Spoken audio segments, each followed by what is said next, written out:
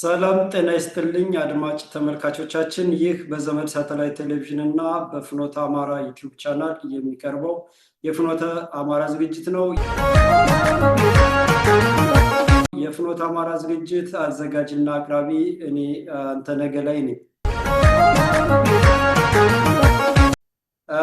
እንግዲህ ፍኖተ አማራ ባለፈው ሳምንት ይዤ የቀረብኩት የአማራ ዘር አጥፊዎች፣ የማንነት እምነት ባህል ደምሳሾች፣ ወራሪ ዘረኛ ተገንጣዮች፣ መጤዎች፣ የነፃነት ግንባር ብሎ ድርጅት ያቆሙ አማራን ጨቋኝ ኢትዮጵያን ቅኝ ገዢ ያደረጉት ዘር አጥፊ ሀገር አፍራሾች ወያኔ፣ ትህነግ፣ ኦሮሞማ፣ ደርግ፣ ኦነግ፣ ኦህዴድ፣ አሁን ደግሞ ብልጽግና እና እነዚህ ሀሳዊ ኢትዮጵያኖች አማራ የሚጠሉ አማራን በበታችነት ስሜት እና በቅጥረኛ ሆዳምነት አማራን ጠልተው ካለአማራ ኢትዮጵያ ሊስሉ የሚፈልጉ ሀሳዊ ኢትዮጵያኖች የቀጠሯቸው፣ ያሰማሯቸው፣ አሰልጥነው ያበቋቸው ቅጥረኛ ባንዳዎች በሁለት አቅጣጫ ተቧድነው የአማራን የህልውና የፍትህና ሀገር አድን ትግል ለማክሰም ለመበተን ካልቻሉ ደግሞ በጠላቶቻችን ኪስ ውስጥ በጥገናዊ ለውጥ አስመስለው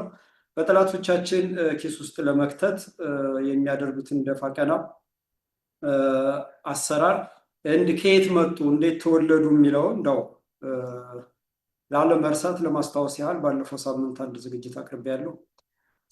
የዛሬው ዝግጅት የዛ ተከታይ ነው። እነዚህ በሁለት ተቧድነው ከፊሉ ወያኔንና ኦነግን ይዘን አብይ አህመድ እንጣለው ይላል። አብይ አህመድን እንደ ግለሰብ ነው እንደ ብቸኛ ኃይል አድርጎ የሚቆጥር ነው። ከአብይ አህመድ ጀርባ ያለውን የኦሮሞማ ርዕዮተ ዓለም በአማራ መቃብር በኢትዮጵያ ፍርስራሽ ነባር ኢትዮጵያውያንን ጨፍጭፎ አስደንግጦ ጨፍልቆ ኦሮሞ የሚባል ምድር የኦሮሚያ የሚባል ሀገር ለመፍጠር የሚሰራውን ስራ እውቅና አይሰጥም፣ አይጠቅስም። ግን አብይ አህመድን እንዳንድ አጥፊ ብቻ ስሎ አብይ አህመድን ለማስወገድ ኦነግን እና ወያኔን ይዘን የሚል ቅጥረኛ ባንዳ አንድ ቡድን አለ፣ አንድ ጎራ። ሌላኛው ጎራ ደግሞ ብልጽግናን ይዘን ወያኔን እናስወግድ የሚል አሁንም ይሄ የምናምንቴ ስብስብ ጸረ አማራ የሆነ ቅጥረኛ ባንዳ ሁለተኛው ጎራ አለ ማለት ነው። እነዚህ ሁለት ጎራዎች አማራን በሁለት አሰልፈው ከዓላማው ለማናጠብ ነው፣ ከህልውና ትግሉ ሀዲድ ለማስወረር ነው፣ መርሁን ለመደበላለቅ ነው፣ ለማታከትና ለማድከም ነው፣ በፋኖ ላይ ያለ እምነትና ተስፋ እንዲጠፋ ለማድረግ ነው ደፋ ቀና የሚሉት ማለት ነው እንጂ ኦሮሞማ ኦነግ፣ ኦሮሞማ ደርግ ቀደም ብሎ የተፈጠሩ ናቸው። በእነዚህ በጸረ አማራው ኃይል በምዕራባውያን በዚህ በና አሜሪካ በአረቡ ዓለም የተፈጠሩ ናቸው። በኋላ ግን ኦሮሞማ ኦህዴድን ሁለተኛውን ኦሮሞማ ኦነግን ያበቃው ወያኔ ነው። ኦሮሞማ ብልጽግና ወያኔ ነው። አንድ ነው። በጸረ አማራነት አንድ ናቸው። በጸረ ኢትዮጵያነት አንድ ናቸው። በተገንጣይነት አንድ ናቸው። ነባር ኢትዮጵያን መስራች አማራና ሌሎች ነባር ኢትዮጵያውያንን በማጥፋትና በመጨፍለቅ የትግሬና የኦሮሞ ሀገር ለመመስረት አንድ ናቸው። በአመራር አንድ ናቸው። በዓላማ በራዕይ አንድ ናቸው። በተግባር በአፈጻጸም አንድ ናቸው። 4 ኪሎ ያሉት እነ አረጋዊ በርሄ ናቸው። እነ ፕሮፌሰር ክንደያ ገብረ ሕይወት ናቸው። እነ ጌታቸው ረዳ ናቸው። እነ ሳሞራ ዩኑስ ናቸው። እነ እርከበ ዕንቁባይ ናቸው። ከኦሮሞማ ርዕዮተ ዓለም አራማጆች ዛሬ ያላጠፋው ከኦሮሞ ውጭ ያለ ማንነት ነገ ውሎ አድሮ ያጠፋልና ጨርሳ አጥፋው፣ ቤት ዘግታ አቃጥለው እረደው የሚለው ርዕዮተ ዓለም አራማጆች ጋር አብረው 4 ኪሎ ቤተመንግስት ውስጥ ነው ያሉት። እምዬ ምኒልክ ቤተመንግስት ውስጥ ነው ያሉት። ከፊሎቹ ደግሞ ተንቤን በረሃ እንደ መቀሌ እንደ ምናምን ብለው ተበታትነው ነው ያሉት። የሁለቱ ርዕዮተ ዓለም መሞት የወያኔና የኦሮሞማ ኦነግ በአማራ መቃብርና በኢትዮጵያ ፍርስራሽ ላይ የትግሬና የኦሮሞ ሀገር እንመሰርታለን የሚለው ርዕዮተ ዓለም መሞት፣ ተስፋ መጨለም፣ ለወጣቱ ያስታጠቁት ተስፋ የሰጡት ተስፋ የሳሉለት ምስል ከንቱ መሆን፣ ቅዠት መሆን፣ በሐሰት ትርክት የፈጠሩት አማራ ጠልነት የሐሰት ትርክቱን ራሳቸው ለአማራ የሰጡትን የሐሰት ትርክት ራሳቸው ተግብረው ማንነታቸውን ስላጋለጠላቸው አይደለም በኢትዮጵያውያን አይደለም ዘሩ በሚየጠፋ ባለው በአማራ ሕዝብ ይቅርና በራሳቸው በትግሬና በኦሮሞ ሕዝብ የተተፉ በመሆናቸው ከዛ ለመዳን ከአማራ ውስጥ መልምለው ጡጦ እያጠቡ ያሳደጓቸው ቅጥረኛ ባንዳዎችን እንደነ ዘመነ ካሴ አይነቶችን፣ እንደነ እስክንድር ነጋ አይነቶችን፣ እንደነ አስረስ ማረ ዳምጤ አይነቶችን፣ እንደነ ጌታ ስራዳ አይነቶችን፣ እንደ ትግሬው ዮሐንስ ንጉሱ አይነቶችን፣ እንደ ትግሬው ደመቀ ዘውዱ አይነቶችን፣ እንደ መከታው ማሞ ምናምን አይነቶችን አምጥተው የህልውና ትግሉ መሪ ላይ ያስቀመጧቸው ማለት ነው፣ በተለያየ ስልትና ዘዴ። ስለዚህ በዚህ ስልትና ዘዴ እነዚህ ደግሞ የሚያቀነቅንላቸው ሶሻል ሚዲያውን ተቆጣጠሩት። ሶሻል ሚዲያውን፣ ቲክቶከሩን፣ ዩቲዩበሩን እና ጋዜጠኛውን፣ ምሁር ምናምን ተብየውንና አጠቃላይ የፖለቲካ ትርክቱንና እይታውን፣ ግንዛቤውንና አረዳዱን በተሳሳተ አቅጣጫ የሚመራ ፖለቲከኛ፣ ጋዜጠኛ፣ ዩቲዩበር ምናምን አክቲቪስት አሰማሩ ማለት ነው።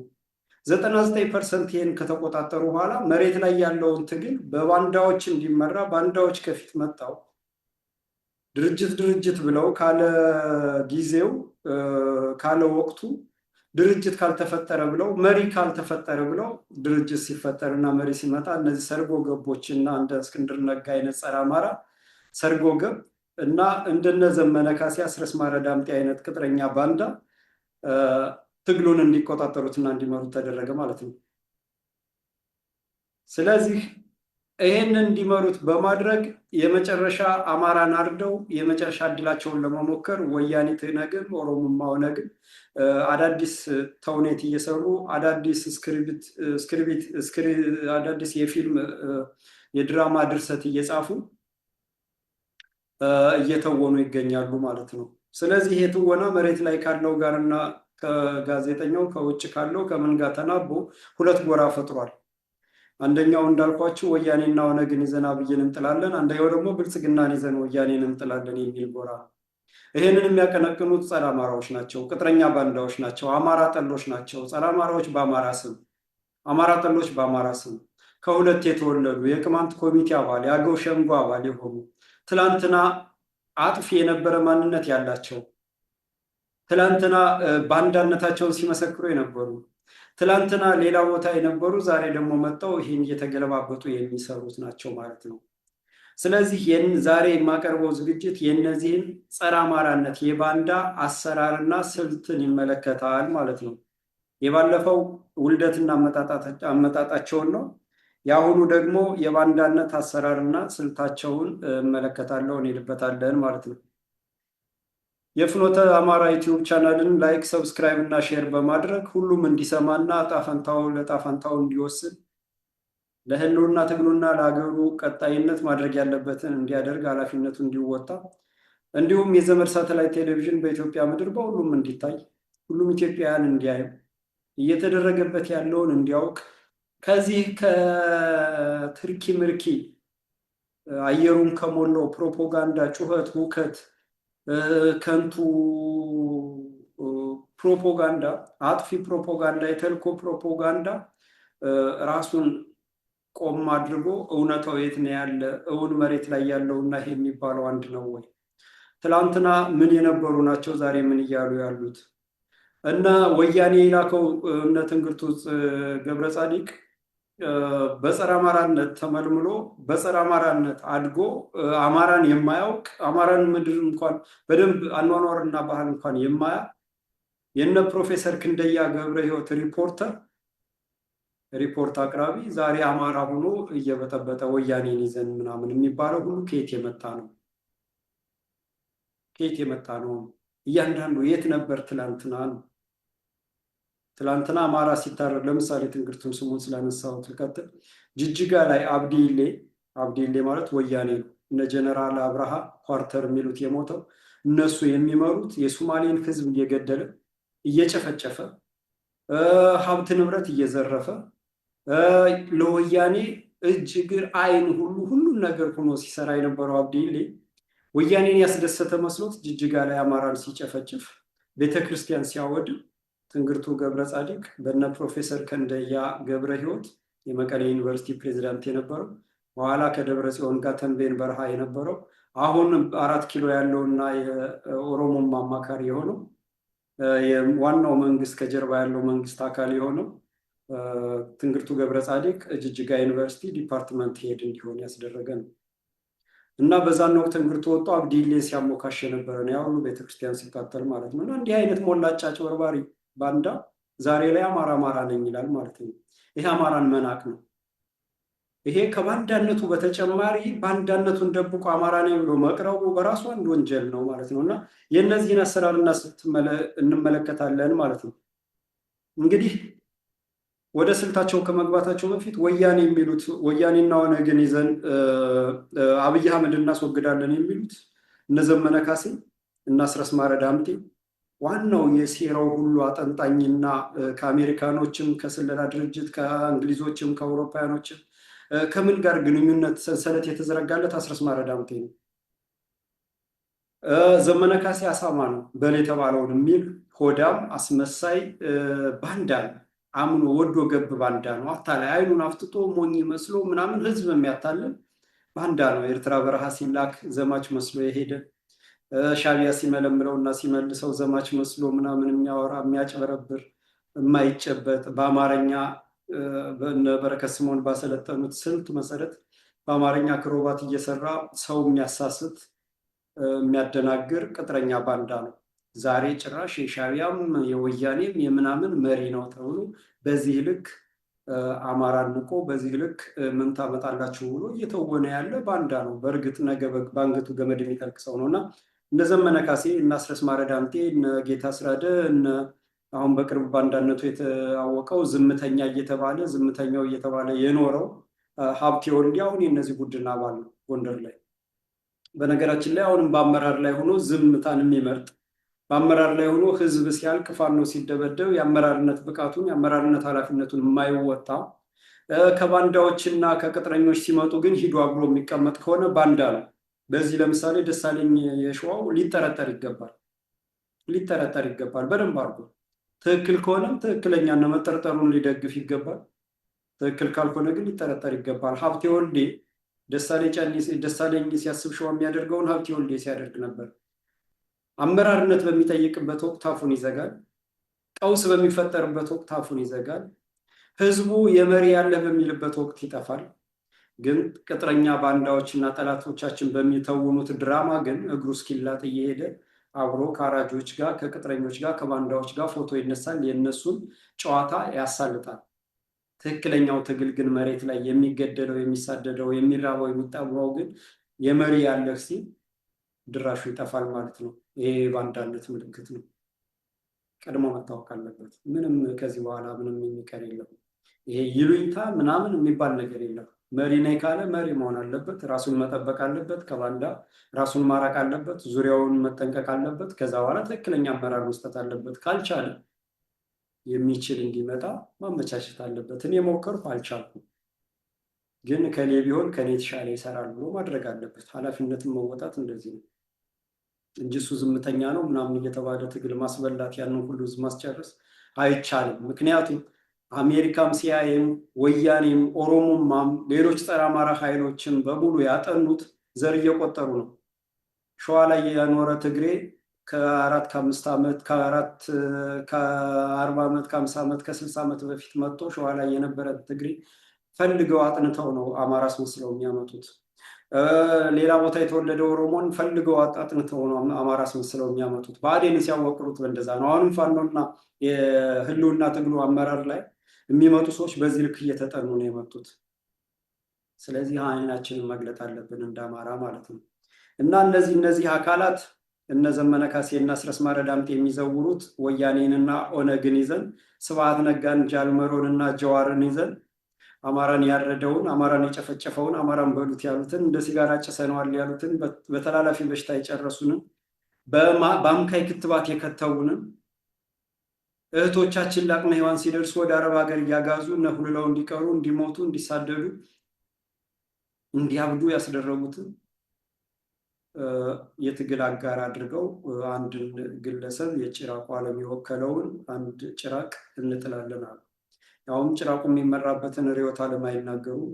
ኦሮሞማ የሚባለውን ርዕዮተ ዓለም እነ ፕሮፌሰር አሰፋ ጃለታ የጻፉትን እነ ጀዋር መሐመድ የሚመሩበትን ሁሉም የኦሮሞ አደረጃጀቶች በኦሮሞ ስም የተቋቋመ አደረጃጀት በሙሉ የኦሮሞማ ርዕዮተ ዓለም ተገዥ ነው። የኦሮሞማ ርዕዮተ ዓለም ዛሬ ያላጠፋው ሌላ ማንነት ነገ ያጠፋልና ጨርሳ አጥፋው የሚል ነው። ስለዚህ ይሄንን ርዕዮተ ዓለም ይዘው ይሄንን ርዕዮተ ዓለም ረስተው እንዳላዩ ሆኖ አብይ አህመድ ይሉናል። ለምን ነገ አብይ አህመድ ልቀቅ ተብሎ ሲለቅ ወይንም አብይ አህመድ በቁጥጥር ውስጥ ዋለ ሲባል ወይንም አብይ አህመድ ፈረጠጠ ሲባል ለውጥ መጣ ተብሎ ህዝቡ እንዲቀበል ለማስቻል የሚደረግ ሴራ ነው። የፈረንጆች ሴራ ነው። እነ ማሲንጋ የሚመሩት ኢትዮጵያን የሚያስተዳድሯት ዛሬ እነ ማሲንጋ ናቸው። በቅኝ ግዛት እየገዙ ነው ያሉ አሜሪካኖች ናቸው። ግን ምንም የሚያመጡት ነገር የለም። ወንጀለኛነትን ላለማሳወቅ የበለጠ ፖለቲካቸው ጭራቅ መሆኑን፣ ተግባራቸው ሰይጣናዊ መሆኑን ካለ ስማቸው የመወገሰ ስማቸው እንጂ አጥፊ መሆናቸው ነው እየመሰከሩ ያሉት ማለት ነው። የአሜሪካን ምንነት ነው እየመሰከሩ ያሉት። አንድ ህዝብ ዘር ሲጠፋ፣ አንድ ሀገር ሲፈርስ ዋና ተዋናይ ሆኖ ዶላር አቅራቢ፣ የጦር መሳሪያ አቅራቢ፣ ቴክኖሎጂ አቅራቢ ሆኖ የሚሰራ ከጭራቅነትም የበለጠ መገለጫ ቃል ቢኖረው ይገለጥ ነበር ማለት ነው። ስለዚህ አንደኛው ግሩፕ ይሄ ነው። ሁለተኛው ግሩፕ ደግሞ ይሄ ጎንደር ላይ ያለ ስኳድ የናገኘው ተሻገር ቡድን የነ ዝናሽ ታያቸው ቡድን ብልጽግናን ይዘን ወያኔ እንዋጋለን ይላሉ። እና ብልጽግና ውስጥ ማን አለ? ብአዴን አለ። ብልጽግና ውስጥ ማን አለ? እነ ኮሎኔል ደመቀ ዘውዱ አሉ። ወያኔው ትግሬው ማለት ነው። እነዚህን ይዘን ወያኔን እንዋጋለን ነው የሚሉ። እዚህ ጋር መሰረታዊ ነጥብ ሁላችንም ማየት አለብን። ለምሳሌ ኮሎኔል ደመቀ ዘውዱ እንውሰድ። ኮሎኔል ደመቀ ዘውዱ ትግሬ ነው። አባቱም ተናግሯል። ትግሬነቱን እንተው፣ የወያኔ ኮሎኔል ነው። ከዜሮ ጀምሮ ከወያኔ ጋር ኑሮ ኮሎኔል የደረሰ ነው። ወያኔ ውስጥ ለመሆን ወያኔ ለመሆን በደም ትግሬነት ይጠይቃል። ስለዚህ ደመቀ ዘውዱ አባት ትግሬ ነኝ ማለቱ ይቅርና የወያኔ አባል መሆኑን ትግሬነቱን ይመሰክራል። አንድ ሁለተኛ፣ ወያኔ ወገናችንን ጠለምት፣ ጠገዴ፣ ወልቃይት እዛ አካባቢ የሚኖረው አምባላጌ፣ ማይጨው፣ ኮረም መሆን ያላማጣ የሚኖረውን አማራ የጨፈጨፉት ትግል ላይ እያሉ ነው እነ ኮሎኔል ደመቀ ዘውዱ። ኮሎኔል ደመቀ ዘውዱና ርስቴ ተስፋ የምትባል አሜሪካን የምትኖር የወልቃይት ሰው ናቸው ተብለው ባላባቱን አገሬውን አገር ያስከበረውን ዳር ድንበር አስከብሮ የኖረውን አገር ያጸናውን መስራቹን አማራ እያሳደዱ ከነ ልጅ ልጁ ያስጠፉት እነ ኮሎኔል ደመቀ ናቸው። በዚህም ምክንያት ወያኔ ነው ማለት ነው። ስለዚህ ይሄ ሰውዬ ለድራማ ሲዘጋጅ ለሰላም ማስከበር ምናምን ተላካ 1 ሚሊዮን ምናምን ብር ተቀብሎ መጣበል። በዛም ጊዜ 1 ሚሊዮን ብር በጣም ብዙ ነው። ከዛ እሱ ያንን ይዞ ወልቃይት ላይ ግባ ተባለ። ሴራ ተጎነጎነ። የደህንነት መዋቅሩ የወያኔ የደህንነት መዋቅር ወልቃይት ውስጥ ገብቶ ከነዋሪው ጋር ደመቀ ዘውዱ የወልቃይት አስመላሽ መሪ እንዲሆን ምናምን ከስር ተቀሰቀሰ። የማያውቁት አማራ ሰውን በራሱ ልክ የሚስለው እንደራሱ ንጹህ አድርጎ የሚገምተውና የሚያየው አማራ እውነት መስሎት ከአንተ የበለጠ የሚያውቃቸው የለም እነዚህን አሪዮስ አጥፊዎችና አንተ የአስመላሽ የወልቃይት ማንነት እና መሬት ፍትህ አስመላሽ ኮሚቴ መሬት ሆናለህ ተባለ። እንደዛ ከሆነ ጊዜ በኋላ ነባሮችን ከሞት የተረፉትን ሲደበደቡ ሲቆስሉ የኖሩትን አባረራቸው። እናታ ላይ ዛፌም ሁሉ አባረራቸው። ከዛ በኋላ የወልቃይት መሬት በህገ መንግስቱ መሰረት ይመለሳል አለ። ህገ መንግስቱ የተጻፈው የወያኔና የትግሬን ሀገርነት በአማራ መቃብርና በኢትዮጵያ ፍርስራሽ ላይ ለማጽናት ነው። በዘር ላይ የተመሰረተ ነው። ያንን ይዘን ወልቃይት እናስመልሳለን አለ። ጸረ አማራነቱን አሳየ። ካለ ስሙ ስም ተገነባለት። ሐምሌ 5 ላይ የሞቱት ጀግኖች የጎንደር አማራ አርበኞች ጀግኖች ባደረጉት ተጋድሎና ባደረጉት ጀብዱ ለሱ ተሰጠ። ፕሮፓጋንዳ እና የፕሮፓጋንዳ ማሽኑ በወያኔ ቁጥጥር ውስጥ ስለነበረ የኮሎኔል ደመቀ ዘውዱ ስም ጎልቶ ወጣ ማለት ነው። ይሄ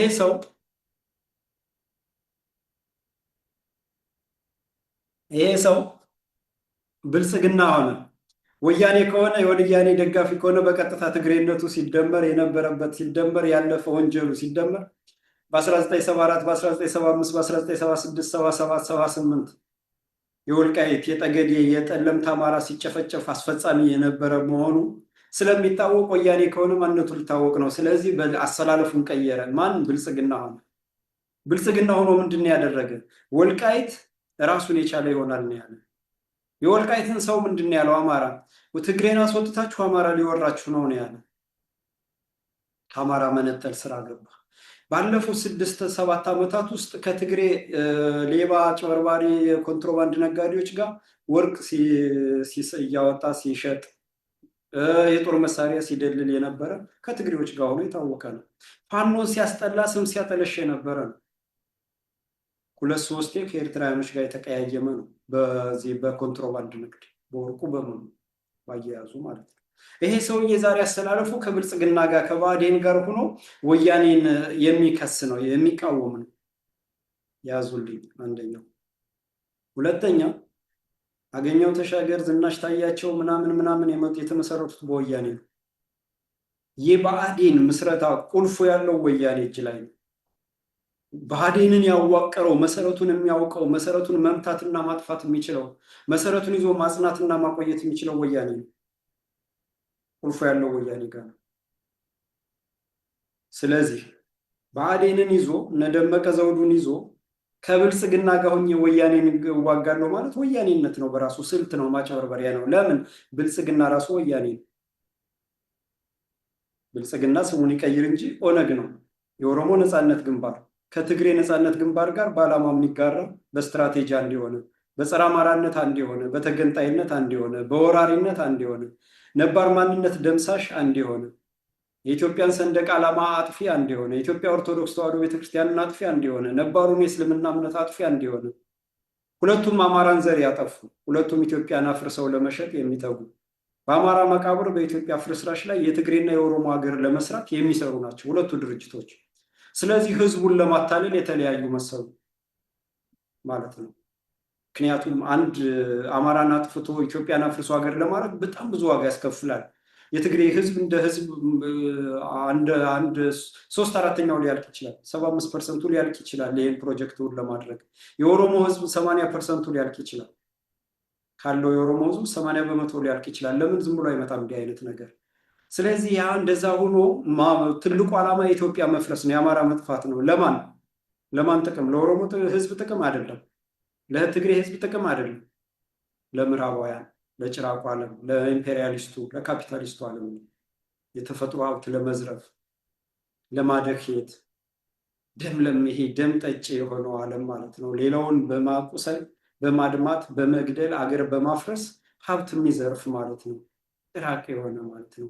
ተፈጥሮን የሚያጠፋ ከእግዚአብሔር ጋር የተጣላ ጸረ እግዚአብሔር የሆነ የሰው ልጅ ጾታ የሚያጠፋ የቤተሰብን ህግና ደንብ የሚያጠፋ ተፈጥሯዊ አሰራርን የሚደመስስ ግብረ ሰዶምን የሚያስፋፋ ጾታ ገንዘብ ከፍሎ በመንግስት በጀት የህፃናትን ጾታ የሚያስቀይር ወንዱን ሴት የሚያስደርግ ሴቱን ወንድ የሚያስደርግ ሪዮት የሚከተለው አሜሪካ መራሹ የቅኝ ገዢው የጭራቁ የምዕራባውያን የፖለቲካ ፍላጎትና ስልት ነው ማለት ነው የሚያስፈጽሙት ማለት ነው። ስለዚህ የትግሬ ህዝብ አለቀ ጉዳያቸው አይደለም። የኦሮሞ ህዝብ አለቀ ጉዳያቸው አይደለም። የአማራ ህዝብ አለቀ አላማቸው ነው ማለት ነው። ስለዚህ የአማራን ህዝብ ማጥፋት ከዛ ኢትዮጵያን ከልካይ አልባ ማስቀረት ነባር ኢትዮጵያውያንን ካለ ከልካይ መጨፍጨፍ፣ መጀመሪያ ማስደንገጥ፣ ቀሪዎችን መጨፍለቅ፣ ከዛ በኋላ የኦሮሞና የትግሬ ሀገር ብሎ ኢትዮጵያን መበተን ማለት ነው። ይሄ ሁሉ ቅዠት ይሆናል ማለት ነው። አይሆንም፣ እውን አይሆንም፣ ግን ህዝብ ያልቃል። ለምን? ኢትዮጵያውያን አማራው በዋናነትና ሌላው ኢትዮጵያውያን ችግሩን በችግሩ ልክ ተረድቶ አልቆመም፣ አልጨከነም፣ ሆዳም ሆነ። በወንድሙ ሞት ሊያተርፍ የሚሰማራ የሚሯሯጥ ህዝብ አለ። ነግዶ ሊያተርፍ የሚሯሯጥ አለ። ነገ እንደሚዘረፍ፣ ነገ እያሰላ እየጠበቀው እንደሆነ፣ ነገ እያሳቀቀው እንደሆነ፣ ነገ በግብርና በተለያየ ስም እንደሚወስድበት ምናምን እያወቀ ይሯሯጣል ትግሉን ትቶ። ነዋይ አፍቃሪ ሆዳም ተሰበሰበ። ትውልዱን አከሸፉት። በማንነቱ እንዳይቆም አደረጉት። ለምን? የምዕራባውያን ትምህርት ውጤት የምዕራባውያን ዶክተር ፕሮፌሰር ምናምን አድርባይ ሆዳም ሽንታም ሆነ። የምዕራባውያን ትምህርት ሲማር ከነባራዊ ሁኔታ ከተፈጥሮ ነው የሚጣላው። የሰው ልጅ በራሱ እንዳያስብ ነው የሚያደርገው። ፊዚክ 1 + 1 ምናምን ማለት ነው የሚጀምረው። ተፈጥሮ እንደዛ አይደለም። ተፈጥሮ ሁሉንም ነገር ባመጣጡ ልክ መመለስ ነው እንጂ 1 + 1 2 ነው እንደዚህ ብሎ አይደለም። እና አፄ ምኒልክ የቅርቦቹ በአፄ ኃይለሥላሴ ጊዜ የነበሩ አርበኞች እና አርበኛ ደጃዝማች በላይ ዘለቀ እና አርበኛ አበበ አረጋይ ደጃዝማች እንቁ ስላሴ ሁሉም አርበኞች እነ አፄ ምኒልክ፣ እነ እቴጌ ጣይቱ፣ ከዛ በፊትም የነበሩት እነ አፄ ቴዎድሮስ፣ እነ ገብርዬ፣ እነ አፄ ዳዊት ሁሉም የነበሩት ይሄ የጭራቁን ዓለም አጥፊ ሰይጣናዊ አስተምሮ አያውቁትም። ፈራሃ እግዚአብሔር ነው በውስጣቸው ያለ፣ ይሉኝታ ነው በውስጣቸው ያለ፣ ተፈጥሮ እግዚአብሔር የሰጣቸው ጸጋ ነው። በትክክለኛ ማሰብ እንዲችሉ ጸጋው ነው በውስጣቸው ያለ። ያንን ጸጋ ተቀብለው ተፈጥሮ የገጠማቸውን ችግር በዛ ጸጋ ልክ ትክክለኛ ሲፈቱት ነጭ አጥፊን መሆኑን ያውቃሉ። ጫማውን ሳይቀር አስወልቀው ፈትሸው ነው የሚልኩት። ቅኝ ገዢዎች አላታለሏቸውም። አንዴ በጣሊያንኛ አንዴ በአማርኛ ጽፈው፣ በጣሊያንኛ ሌላ በአማርኛ ሌላ ጽፈው አላታለሏቸውም። ተፈጥሯዊ ነበር፣ አልተበረዘም። የአገሬው አስተሳሰብ፣ የኢትዮጵያውያን አስተሳሰብ፣ ትክክለኛው ተፈጥሯዊ አስተሳሰብ አልተበረዘም፣ አልተከለሰም። ከዛስ እነ ሎርድ ማኩሌ ያቀዱት እቅድ የኢትዮጵያውያንን ማንነት በራስ መተማመን ማጥፋት፣ ቋንቋውን መቀየር፣ የራሱን የስርዓተ ትምህርቱን የሀገሬውን የስርዓተ ትምህርት የሀገሬውን ተፈጥሯዊ የስርዓተ ትምህርት ከተፈጥሮ ጋር የተናበበ ከፈጣሪው ጋር የተናበበውን ያንን ትምህርት አጥፍተን የእኛን መትከል አለብን አለ ሎርድ ማኩሌ የሚባል በ1870ዎቹ ሃውስ ኦፍ ኮመንስ የሚባለው የእንግሊዝ ፓርላማ ተብዮ ውስጥ ወስዶ አጸደቀው። ኢምፔሪያሊስት ቅኝ ገዢው ኢምፔሪያሊስት ዓለምን በጦርነት የሚናጠው በእንግሊዞች ቀውስና ሴራ ምክንያት ነው እስካሁን። እና እንደዛ ብሎ ሄደ። ኢትዮጵያ ውስጥ የእንግሊዝ ስኩል፣ ጣሊያን ስኩል፣ ፈረንሳይ ስኩል፣ ሊሴ ገብረስላሴ፣ ኢንዲያን ስኩል ምናምን መባል ጀመረ። ያ ትምህርት አስተምሮ ኢትዮጵያውያንን ከማንነታቸው አፋታ። ኢትዮጵያዊነትን እንዲጠሉ አደረገ። ቋንቋቸውን እንዲጠሉ አደረገ። ግብረሰዶም እንዲስፋፋ ተደረገ። ዛሬ አዲስ አበባ ላይ የግል ትምህርት ቤቶች ናቸው ግብረሰዶም የሚያስፋፉት። የዓለማዊ ሰይጣናዊውን ስራ በእነሱ በኩል ነው ያስፋፉት። ኢትዮጵያ ጠልነት የተጀመረው የተማሪዎች እንቅስቃሴ የሚባለው ከእነዚህ ትምህርት ቤቶች የወጣው ምዕራብ እየሄደ በምዕራቡ ዓለም እየሄደ የተማረው ራስ ጠል ሆኖ የተመለሰው ማለት ነው። የድሮዎች ግን አርበኞች ናቸው። ጠላት ሲመጣ በነፍጥ የመጣውን በነፍጥ በአስተሳሰብ የመጣውን በአስተሳሰብ ነበር ሲመክቱ የነበሩት። የምዕራባውያን ተምሮን የተቀበሉት ግን በራሳቸው ላይ ዘመቱ። ስለዚህ ይሄ አጥፊ ተልኮ የምዕራባውያን ዶክተር፣ ፕሮፌሰር ምናምን ምናምን ተባለ። አዳሪ፣ አሽቃባጭ፣ ጠላዋጭ፣ ተለጣፊ፣ ሽንታም፣ ወሬኛ ምናምን ሆነ። እውነቱን የሚያድበሰብስ ፈሪ ምናምን ሆነ።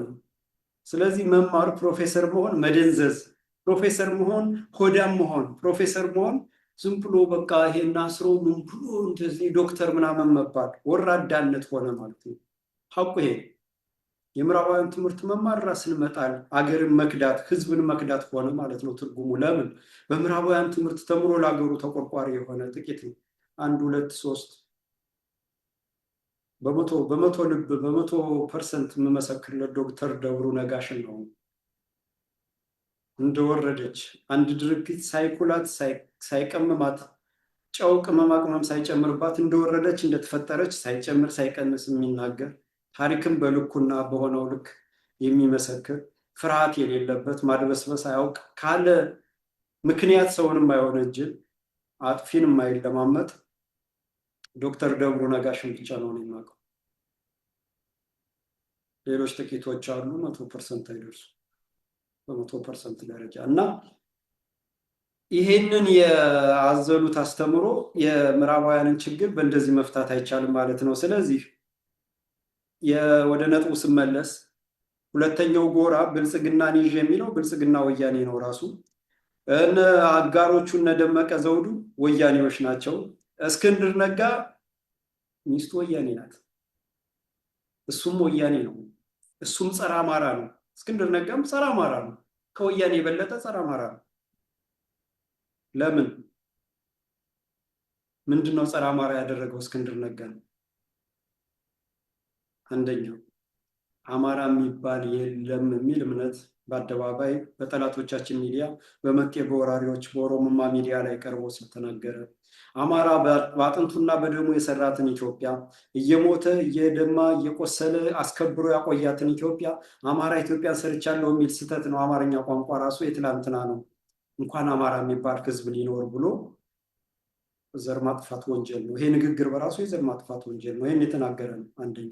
ሁለተኛ አማራን ለማጥፋት ሲል የአማራን ንዑስ ማንነት በተለያየ ምክንያት በእምነት በምናምን በጥቂት በትንሽ ስንጥቅ እየፈለገ የሰነጣጠቀውን ጸረ አማራው ኃይል ከፋሽስት ጣሊያን የወረሰውን ከአጥፊዎች ከምዕራቡ ከጭራቁ ዓለም ከካፒታሊዝሙ ዓለም የወረሰውን ወያኔ እና ራሱ ከጥላቻ ከበታችነት ስሜት ከባንዳ የባንዳ ልጅነት የወረሰውን ጥላቻ የጻፈውን ቅማንት ኮሚቴ ያለው ሸንጎ እያለ ያዋለደውን እስክንድር ነጋ ፋኖ ያገው የቅማንት የኦሮሞ የትግሬ እንጂ የአማራ አይደለም ብሎ የተናገረ ነው፣ የተመዘገበ ነው። ወይም ሶስተኛ ፋኖ ታግሎ እንደ ጣሊያን ጊዜ ወደ ቤቱ ይገባል እንጂ ስልጣን አይዝም፣ ምን አባቱ ስለሆነ ነው ያለ ነው። ስልጣን እኛንን ምን ይዝ ያለ ነው። ይሄንንም በባንዳው አባቱን ባንዳ ልጁን ባንዳ በሆነው በዳዊት ወልደ ጊዮርጊስ አስነግሯል። የዳዊት ወልደ ጊዮርጊስ አባት ወልደ ጊዮርጊስ ወልደ ዮሐንስ ባንዳ ነበር።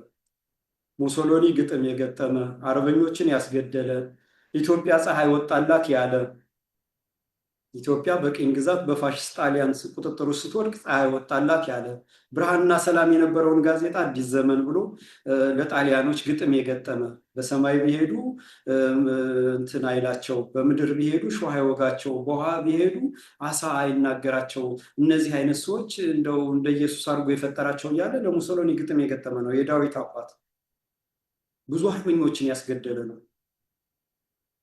ብዙ አርበኞችን ያስገደለ ነው የዳዊት አባት። ዳዊትም የአባቱን ባንዳነት ተከትሎ መንግስቱ ኃይለማርያም በጸረ አማራነት ሲመጣ አማራን ከመሬቱ ሊነቅል ምሁራንን ሊገድል የጦር መኮንኖችን ሊያጠፋ ሲመጣ መንግስቱ ኃይለማርያም ኦሮሞ በመሆኑ ደስ ብሎኛል ያለ ነው።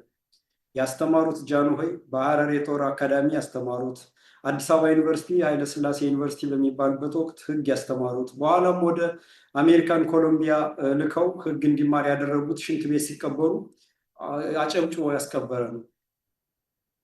እነዛ ሁሉ ምሁራን እንዲገደሉ ከጀርባ የሰራ ነው። አማራ ከመሬቱ እንዲነቀል ባልጠፋ መሬት እያንዳንዱ ኢትዮጵያዊ ወራሪውም መጤውም እኩል ማግኘት ሲችል ግን አማራን ለማጥፋት ሲባል ከመሬቱ የነቀሉትን ነው። ባለፈው ሌንጮ ባቲ ነው ዲማ ነገው እንደተናገረው ከመሬቱ ነቀል ነው፣ ከመሬቱ ነቅለ ነው ከተማ ሂዶ ሀብቱን ይዞ ቢገባ ተከታትለን ሀብቱን ወረስ ነው፣ ቤቱን እንቀማ ነው ብለው ትክክለኛ የተናገሩት። ይህን ያስፈጸመ ነው ዳዊት። የጦር ጀነራሎች እንዲገደሉ ያስደረገ ነው። የቀይ ኮከብ ዘመቻ ጥሪን የአማራ ጀነራሎች የጻፉትን ሰርቆ ወስዶ ለወያኔና ለሻዕቢያ የሰጠ እነዛን ጀነራሎች በኦሮሞማው ደርግ በመንግስቱ ኃይለማርያም መንግስት ያስፈጀ ነው። ወራሪ መንግስት ያስፈጀ ነው። ይሄንን ሰው አምጥቶ እስክንድር ነጋ ፋኖ አዲስ አበባ አይገባም የተቆጣ ኃይል ነው ያጠፋችኋል ብሎ የአዲስ አበባን ህዝብ ነፃነትና ተስፋ በፋኖ ነፃነቴን አገኛለሁ ብሎ የለመለመ ተስፋውን ለማጨለም የተናገረ ሰው ነው። ለንደን ላይ በአደባባይ የኦሮሞ አደረጃጀቶች ኦነግ ምናምን የሚሉት የብልጽግና ኦህዴድ ምናምን የሚሉት አማራን ሲያርድ ቤት ዘግቶ ሲያቃጥል ምናምን ግን ትንፍሽም አይል ማለት ነው። ስለዚህ እንዲህ አይነቱ ጸረ አማራን ያመጣ ሰው ነው እስክንድር። ይሄ ሁሉ ያመጣ ነው እና ትግል ውስጥም ገብቶ አንደኛ ሁሉም ኢትዮጵያዊ በዘር በሃይማኖቱ ተደራጅቶ ቤቱን እየሰራ ባለበት ሰዓት አማራ ሆኖ እንዳይቆም ዘር ለገበሬ ያለ የኦሮሞማን ፕሮጀክት የጸረ አማራውን ኃይል ፕሮጀክት ያሰራጨ ነው።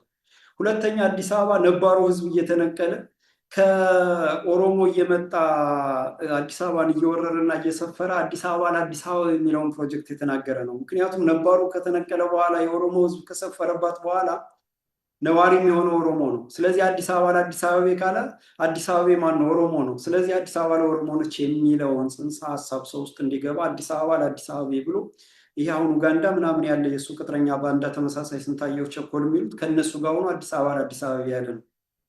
ከነ ገለታው ዘለቀ ከነ ኤርሚያስ ለገሰ ጋር ሆኖ የኦሮሞማን ፕሮጀክት ያራመደ ነው። ይሄም ጸረ አማራነት ወንጀል ነው። ነገ ለፍርድ የሚጠየቅበት ነው። በአንገቱ ገመድ የሚጠልቅበት ነው እስክንድር ነጋ በዚህ ምክንያት ሁሉ ማለት ነው። ስለዚህ እስክንድር ነጋ ጸረ አማራ ነው። እስክንድር ነጋን ይዘው ደመቀ ዘውዱን ይዘው ብልጽግናን ይዘን ወያኔን እንዋጋለን የሚለው ዋና ቅጥረኛ ባንዳ ነው። ወያኔንና ኦነግን ይዘን አብይን እንዋጋለን ከሚለው እኩል ነው። ምንም ልዩነት የላቸውም። ለምን ወያኔ ቢተርፍ ብልጽግና ተረፈ፣ ኦነግ ተረፈ ማለት ነው። ኦነግ ተረፈ ማለት ወያኔ ተረፈ ማለት ነው።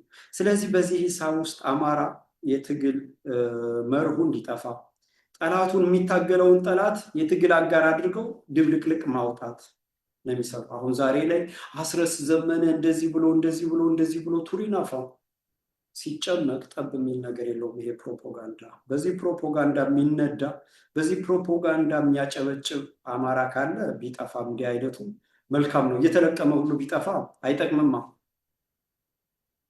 አይጠቅምም። ይሄ የነጩንም የጠላትንም ፕሮፓጋንዳ ተቀብሎ ይሄ ቅጥረኛ ተከፋይ ሁሉ የሚያራግበውን ሰምቶ አብሮ የሚያራግብ ቢጠፋ ሰየው ነበረ። ግን የሚጠፋ ሀቀኛውና እውነተኛው ነው እና እዚህ ላይ የሚደረገውን ጩኸትና ሆይ ሆይታ የባንዳዎች የአጥፊዎች ጩኸት ነው። ዝናብ ሲዘንብ የሚጠፋ ማለት ነው፣ ጎርፍ ይዞት የሚሄድ ማለት ነው። ስለዚህ ጥንቃቄ ያስፈልጋል ማለት ነው እና ይሄም በተመለከተ አሰራራቸውን ነካ ነካ አርጌ በአይን የሚገልጥ እንደው እና ያለውን ሁኔታ ነባራዊ ሁኔታ አድማጭ ተመልካች ደግሞ እየኖረው ካለው ጋር እንዲያገናዝበው የሚያስችል ነው እና የቅጥረኛ ባንዳዎች የባንዳነት አሰራር እና ስልት አንደኛ ሁሌም ስጋትና አደጋን ብቻ ማቀንቀን ነው። ሁሌም ሰው የሚያሰለች ይሄ ፖዘቲቭ የሆነውን የአሸናፊነት ጉልበትና ስሜትን የሚያቀዘቅዝ ተስፋ የሚያስቆርጥ ምናምን ነገር ነው የሚያቀነቅኑት። ሁሌም ስጋትና አደጋን ብቻ ያቀነቅናሉ። ተቀጣሪ የሚያመጡት ደግሞ የአሸናፊነት ሀሳብ ብለው የሚያመጡት ሀሳብ ደግሞ ዳር የማያደርስ ነው፣ አጥፊ ነው። ወያኔን ይዘን አብይ ልንነቅለው ነው፣ አብይ ተንቀጥቅጧል ምናምን።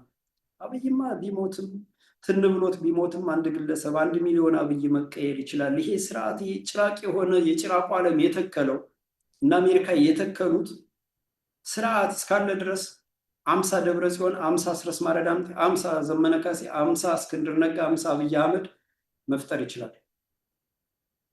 ዋናው ሲስተሙ ነው።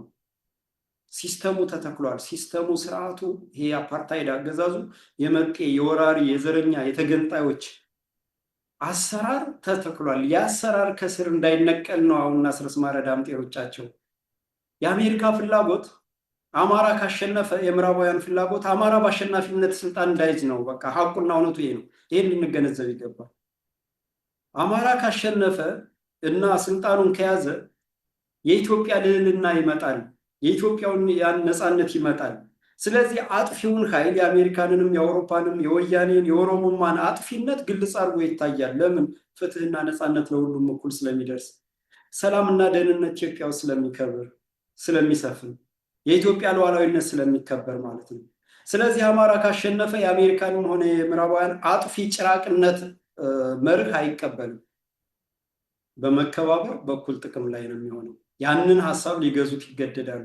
ስለዚህ እንደዛ ከመሆኑ በፊት አማራ በአሸናፊነት እንደሚያሸንፍ ያውቁታል።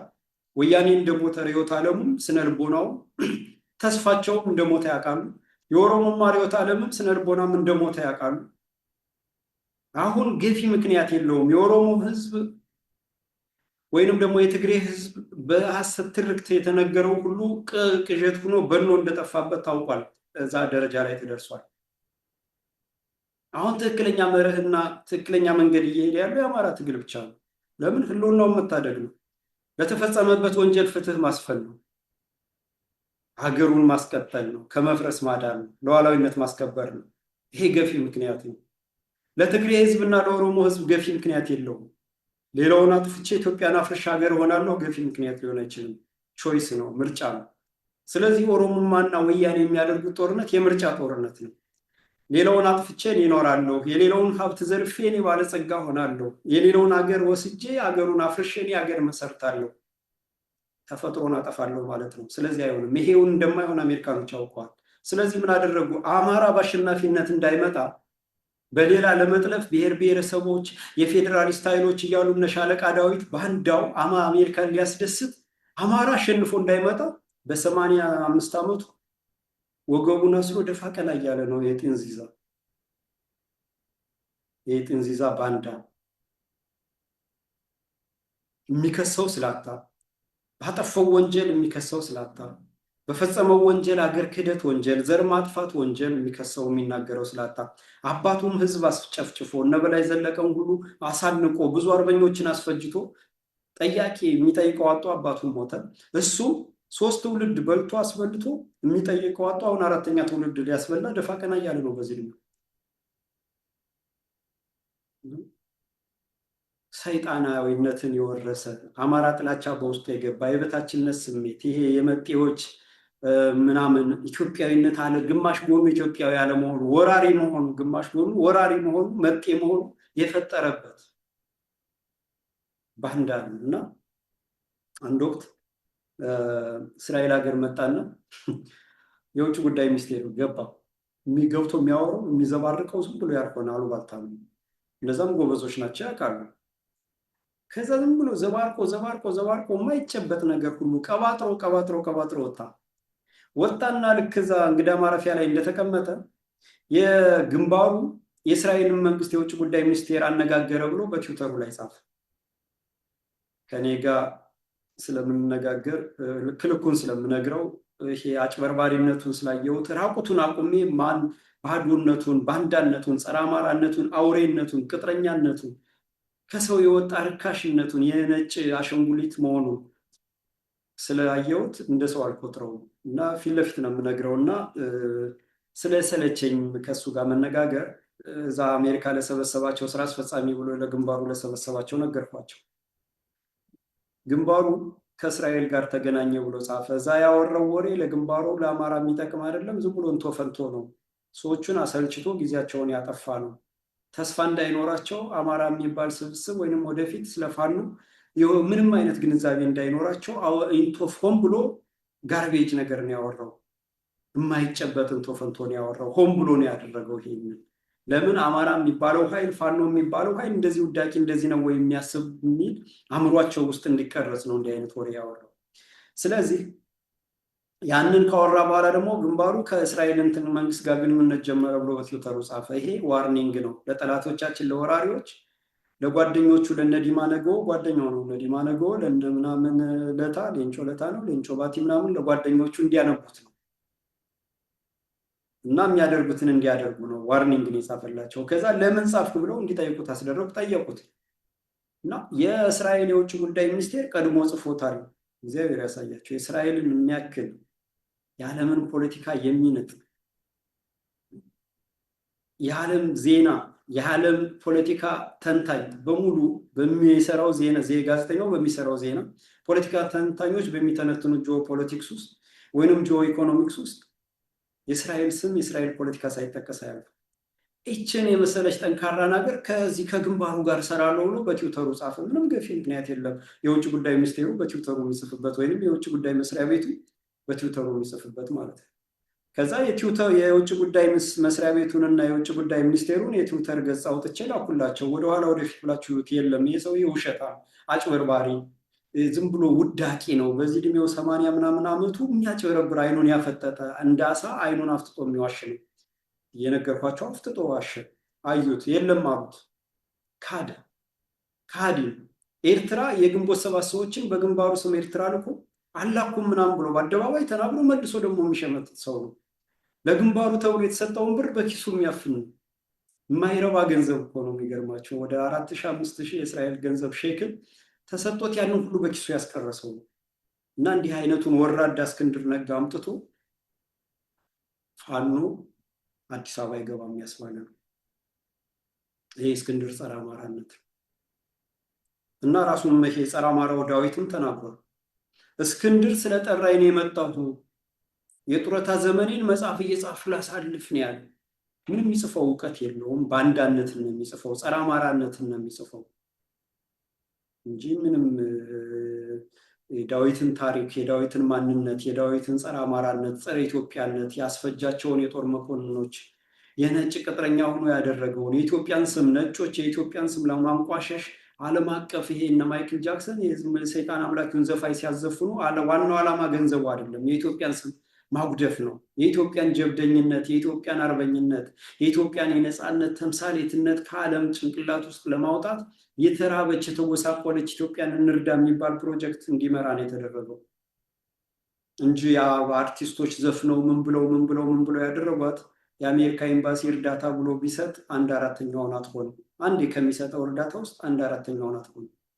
ያቺ ገንዘብ ግን ዋና ዓላማው የኢትዮጵያን ስም በዓለም መድረክ በታዋቂ አርቲስቶች የሰይጣን ኢሉሚናቲ ሆነው በተቀረጹት አርቲስቶች ስማቸው በናኝ አርቲስቶች የኢትዮጵያ ጎስቋላነት፣ ረሃብተኛነት፣ ችጋራምነት እንዲታወቅ ነው። ያ በስሟ በአድዋ የነጭን የበላይነት የሰበረች የዓለም ጭቁን ህዝቦች የፍትህ ምልክት የሆነች ያ በዓለም የቅኝ ተገዢዎች የነፃነት አርማና ምሳሌ የሆነች ኢትዮጵያን ስም ማንቋሸሽ ነበር ፕሮጀክት። የዛ ፕሮጀክት መሪ ሆኖ የወጣ ነው ሻለቃ ዳዊት። በዛን ጊዜም የሰበሰበውን ገንዘብ ግማሹን በኪሱ ያስቀረ ሞላጫ ሌባ ነው። ሞላጫ ሌባ ነው። የምታውቁ ሰዎች ዝም ትላላችሁ። ዝም ስለተባለ ሰውየው ወጣ ማለት ነው። እና እነዚህን አካላት አሰራራቸውን ምናምናቸውን ስናይ አንደኛ ሁሌም ስጋት መፍጠር፣ አደጋን ማብዛት፣ ያልሆነን ነገር የማይጨበት ተስፋን ሰጥቶ ያንን ተስፋ ሲጨልም የህዝቡ ስሜት እንዲሞት ተስፋው እንዲጨልም እና መሸነፍን መጥፋትን አምኖ እንዲቀበል ለማስቻል ነው የሚያደርጉት ማለት ነው። ስለዚህ በዚህ ሁሌም ስጋትና አደጋን ብቻ ማቀንቀን ውስጥ መሰረታዊ ነጥቡ በፋኖ የአማራ የህልውናና የፍትህ የአገር አድን በፋኖ የአማራ የህልውና የፍትህ የሀገር አድን ትግል ውስጥ ሽንፈት የማይታሰብ መሆኑ የታወቀ ነው። አማራ በጦርነት ገብቶ መሸነፍ ታስቦም ታይቶም አይታወቅም። ያውቁታል፣ ነጮችም ያውቁታል። አሜሪካኖችም ከአማራ ጋር ሰሜን ኮሪያ ጦርነት ላይ ዘምተው ያውቁታል። ምንም እንኳን ኮሪያ ጦርነት ላይ የዘመተው ኢትዮጵያዊ በስህተት ለኢምፔሪያሉ ዓለም ለጭራቁ ዓለም ለእነ አሜሪካ ብሎ የገባና ትክክለኞችን ለፍትህና ለሀገራቸው ጀብድ ለሀገራቸው ሉዓላዊነት የተሰለፉትን ለመውጋት የሆነ ቢሆንም ማሰላለፉ ታሪኩ ከጀርባ ታሪኩ ስህተት ቢሆንም ግን በጦርነት በጦር አዋቂነት በጀግነኝነት ያውቁታል። አማራ ያ ሲለምን የነበረ አማራ እባካችሁ አዲስ አበባ የኛ ነው የጋራችን ነው፣ ኢትዮጵያ እናፈርሳታለን፣ ኧረ እባካችሁ ተው፣ ኢትዮጵያ ትበተናለች፣ ኧረ እንደው እባካችሁ ሲል የነበረው አማራ አሁን ዛሬ አይለምንም። እገነጠላለሁ፣ ተገንጠል፣ ግን የበቀልክበትን መሬት ፈልገ ነው የምትገነጠል። ኦሮሞ እገነጠላለሁ፣ ተገንጠል፣ ግን የበቀልክበትን መሬት ፈልግ። የበቀልክበት መሬት ምናልባት ማዳጋስካር ወይንም ሳሙሄር ኢን ዘ ሚድል ኦፍ ዘ ኦሽን። ምክንያቱም ከውሃ ነው የወጣን ምናምን ብሏል አይደለ? ፕሮፌሰር ማን የሚባል እንትን ሰውዬ ኦሮሞ ከውሃ ነው የወጣ ብሏል። የኦሮሞ ወጣት ጠይቁት። ስለዚህ የሆነ ውሃ ላይ ፈልጎ ዛጋ ይዞ መገንጠል ይቻላል። የአማራ ምድር የኢትዮጵያን ነባር ምድር ይዞ መገንጠል አይታሰብም፣ ፕራክቲካል አይሆንም። ሲዳማ በህይወት እያለ፣ አፋር በህይወት እያለ፣ ሶማሌ በህይወት እያለ፣ ጌዲዮ በህይወት እያለ፣ ወላይታ በህይወት እያለ፣ ጉራጌ በህይወት እያለ፣ ሀዲያ ከምባታ በህይወት እያለ ያ የተደመሰሰ 36 ማንነት የጠፋ ሳይበቃ አጭር አሁን በዚህ ጊዜ ደግሞ ሊጠፋ የሚችል ማንነት የለም። እነ ጋሞ እነ ከፋ እነ ኩሎ እነ ጃንጀሮ በህይወት እያሉ አሁን እንደ ድሮ ማንነት መደምሰስ ያ ዘመን አልፏል። አሁን ዘመኑ ተቀይሯል። አንድ ቦታ ኮሽ የምትል በተመሳሳይ ሰዓትና ሰከንድ በሌላው ቦታ ትሰማለች። ምስጋና ለቻይና ቴክኖሎጂ፣ ምስጋና ለቻይና ቴክኖሎጂ። የአፋኙ የጭራቁ ዓለም ምናምን ፌስቡክ የሚዘጋው ዩቲዩብ የሚዘጋው ምናምን አልፎበታል። በቃ ከጥቅም ውጭ ሆኗል። መዝጋት አይቻልም፣ መዝጋት አይቻልም። ያ ፌስቡካችን እየተዘጋ ዩቲዩብ እየተዘጋ እየታፈን የነበረው ሁሉ የዚህ የጭራቁ ዓለም አሰራር በቃ ዜሮ ገብቷል። ራሳቸው አሁን የማይወጡት ማጥ ውስጥ ገብተዋል። ከዚህ በኋላ አውሮፓም አሜሪካም የቀውስ ምድር ነው። የዘሯትን ያጭሏታል፣ የዘሯትን ያጭሏታል ማለት ነው። ስለዚህ አማራ ማሸነፍ ስለማይቻል ይሄንን መሰረታዊ ነጥብ ስለሚያውቁት እነዚህ ቅጥረኛ ባንዳዎች ምንድን ነው የሚያደርጉት? ፋኖን የአማራን ህዝብ ፋኖን ተዋጊውን ለህልውና ለፍትህና ለሀገር አድን የሚፋለመውን ከውስጥ ማምታታት፣ ገዳዮችን አስገብቶ መሪዎችን ማስገደል፣ ፕወዛ ይሄ ምንድነው አካባቢ ለውጥ መቀላቀል፣ መዘዋወር፣ ዝውውርና ፕወዛ እየተባለ የተሰገሰቡትን አማርኛ ተናጋሪ የሰለጠኑ ትግሬዎችን ኦሮሞዎችን አስገብቶ በመሀልና አስረስ ማረ ዳምጤ ሲያስገድሉ የኖሩትን ያንን ማድረግ ነው እና ፋኖን ለመበተን በውስጣዊ ክህደት መፍጠር፣ የስነ ልቦና አለመረጋጋት መፍጠር፣ በህዝቡም በተዋጊውም የትግሉን ስትራቴጂና ስልት ማበላሸት፣ በአንድ አመራሮች ተዋጊውን ፋኖ አለመምራት፣ የመሪ ያለህ ሲባል ዘመነ የለም የውሃ ሽታ፣ የመሪ ያለህ ሲባል ደሳለኝ የለም የውሃ ሽታ፣ የመሪ ያለህ ሲባል ሀብቴ ወልዴ የለም፣ የመሪ ያለህ መከተው ማሞ የለም፣ የመሪ ያለህ ማንም የለም። በዛን ጊዜ በአመራር ቦታ አለመገኘት ተስፋ ማስቆረጥ ነው። ይሄ ተስፋ እንዲቆርጥ ማድረግ ነው። ተስፋ ወደፊትም እንዳይለመልም የሚያደርግ ነው። ወኔውና ኃይሉን እንዲያጣ ለማድረግ ነው። በአጠቃላይ ቅጥረኛ ባንዳዎች ትግሉም በጠላት ተልዕኮ መሰረት መምራት፣ ትክክለኛ መረጃን ማዛባትና የተሳሳተ መረጃን ማሰራጨት፣ የሽምቅና የደፈጣ ትግሎችን ማክሸፍና ለጠላት በሚመች መልኩ ጦርነት መክፈት፣ ጠላቶቻችን ቦታ ገዥ ቦታ ከተቆጣጠሩ በኋላ ጦርነት መክፈት እና አስረስ ማረ ዳምጤ ዘመቻ መቶ ተራሮች ዘመቻ ዮሐንስ ምናምን እያሉ ፋኖን ያስፈጁበት ማለት ነው። ብአዴን ተመልሶ እንዲንጠራራ እግሩን እንዲተክል ያስደረጉበት ስልት ማለት ነው። የትግሬ መኮንኖች ምናምን መጠው ነው እና አስረስን የሚመሯቸው። ያ ኮሎኔል ተብዬ ያስለቀቁት ምናምን ያሉት ሁሉ ድራማ ድብቆች ሌሎች ነበሩ፣ ድብቆች ነበሩ። እና ፋኖ ማስከበብ፣ ማስመጣት፣ በድሮን ለስብሰባ ጠርቶ ማስገደል፣ ከውስጥ ገዳይ ማስመጣት፣ በደፈጣ በተቀመጠ ሰው ተልኮ በሞተር ሲሄድ ማስገደል፣ እንዲህ እያደረጉ ማስፈጀት ማለት ነው። ምክንያቱም ጀግና እያለ ዘመነ ወይንም ማስረስ ወይንም እስክንድር ወይንም ጌታ ስላለ ጀግና ሊሆን አይችልም።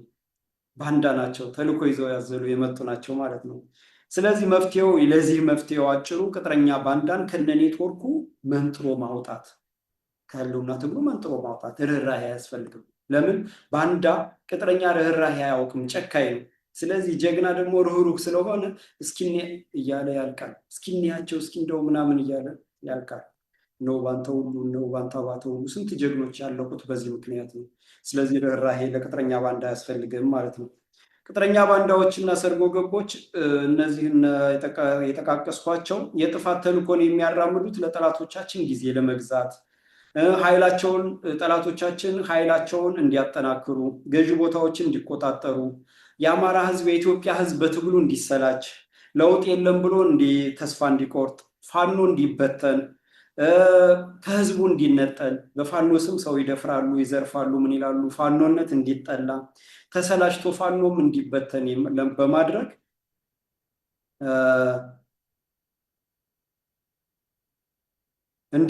በማድረግ ጠላቶቻችን ተመልሰው እንዲንሰራሩ፣ አማራን አጥፍተው ኢትዮጵያን አፍርሰው የትግሬና የኦሮሞ ሀገር እንፈጥራለን የሚለውትን እውን እንዲያደርጉ ማለት ነው።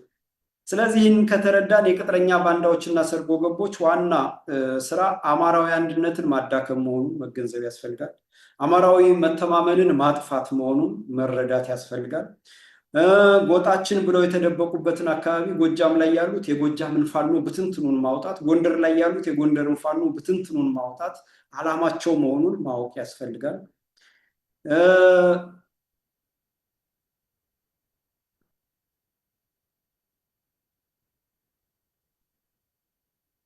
ስለዚህ ፋኖ እንዳይግባባ፣ እንዳይመክር፣ እንዳይናበብ ማድረግ ነው ማለት ነው።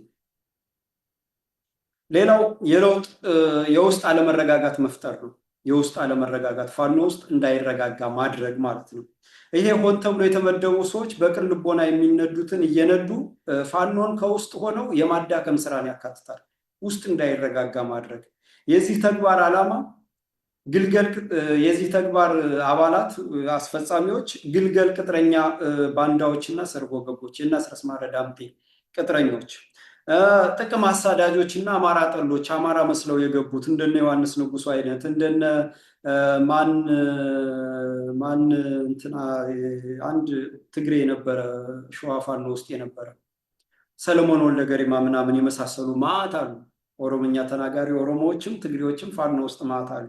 እነዚህን መሰግሰግ፣ ሰርገው የገቡ ወይንም ከውስጥ የተመለመሉ ሰላዮችን ማተረማመስ፣ አሉባልታ መርጨት፣ አንዱን በአንዱ ማስነሳት፣ ግጭት መፍጠር፣ አካባቢው መቀየር፣ የትግሉን መርህ፣ ዓላማ፣ ግብ፣ ራዕይና ትርክት የሚያምታቱ አሉ። ዓላማውን ሌላ ቀበሌን ልክ ዘመነ ካሴ ቀበሌ መቆጣጠር 4 ኪሎ መቆጣጠር ነው ብሎ ከቀበሌ እንዳትወጣ ያደረገው መተህሩጥ ምናምን ያለው ቀበሌ ገጠር ሲመጡ ከተማ ምናምን እያሉ የሚያምታቱበትን ይሄን የሚበትኑ አሉ። ከውስጡ ነው። ከፋፋይና አደንዛዥ አዋቂ ተብዮችን ያካትታል። እነዚህ ደግሞ እንደነ ይልቃል ጌትነት አይነት እንደነ ጸረ አማራ ወያኔው ልደቱ አይነት እንደዚህ አማራ ጠሉ ዮናስ ብሩ ማን መሳይ መኮንን መሳይ ከበደ ፕሮፌሰር ነው ምናምን የሚሉት አማራ ጠል አለ። ይሄ ምሁራን ተብዬው እነ ገለታው ዘለቀ እነ ዳዊት ወልደ ጊዮርጊስ እነ ብርሃነ መስቀል ምናምን ሰናይት ደረጀ ምናምን ሁሉም አለ። ማት ግትልትል ነው፣ ተቆጥሮ አያልቅም። በተለያየ አሰላለፍ የተሰለፈ ነው። እና ሶስተኛው ደግሞ ይሄ አሁንም አሰራርና ስልታቸው ክህደትን የቀን ተቀን ተግባር ማድረግ ነው። ክህደትን ለምሳሌ ባለፈው ጀዋር መሐመድ በአማራ ዘር ማጥፋት የመጀመሪያ ተጠያቂ ሰው ነው። በአደባባይ እየተናገረ ነው። በሜንጫ አንገታቸውን ቆርጣለን ያለ ነው። ቤት ዘግቶ እንዲቃጠል ያስደረገ ነው። ህዝብ እንዲታረድ ያስደረገ ነው። ብልት እንዲቆረጥ ያስደረገ ነው። ጀዋር መሐመድ ተዘቅዝቆ ሰው እንዲገደል ያስደረገ ነው።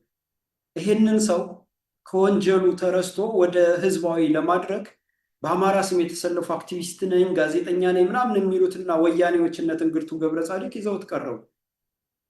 አላማው እዛ ጋር የፖለቲካ ውይይት አይደለም መረዳት ያለብን። አላማው የፖለቲካ ውይይት ሳይሆን አላማው ጀዋር መሐመድን ህዝባዊ ማድረግ ነው። ጀዋር መሐመድ ያንን ወንጀል ፈጽሞ ኢትዮጵያ አይደለም ስልጣን ሊያገኝ እግሩ እንደማይረግጥ ያውቀዋል። ስለዚህ አማራን ለማሳሳት እነዚህን ምልምሎች አማራ መሳይ ቅጥረኞች፣ አማራ ጠሎች፣ እነዚህ የወያኔ ቅጥረኞችን ሰብስቦነት እንግርቱ ሚዲያው ላይ ህዝባዊ መምሰል ስራ ነው የተሰራው ማለት ነው። ያንን ነው ያደረጉት። እነዛ ከጀዋር ጋር የቀረቡ ሰዎች ያንን ተግባር ነው የፈጸሙት።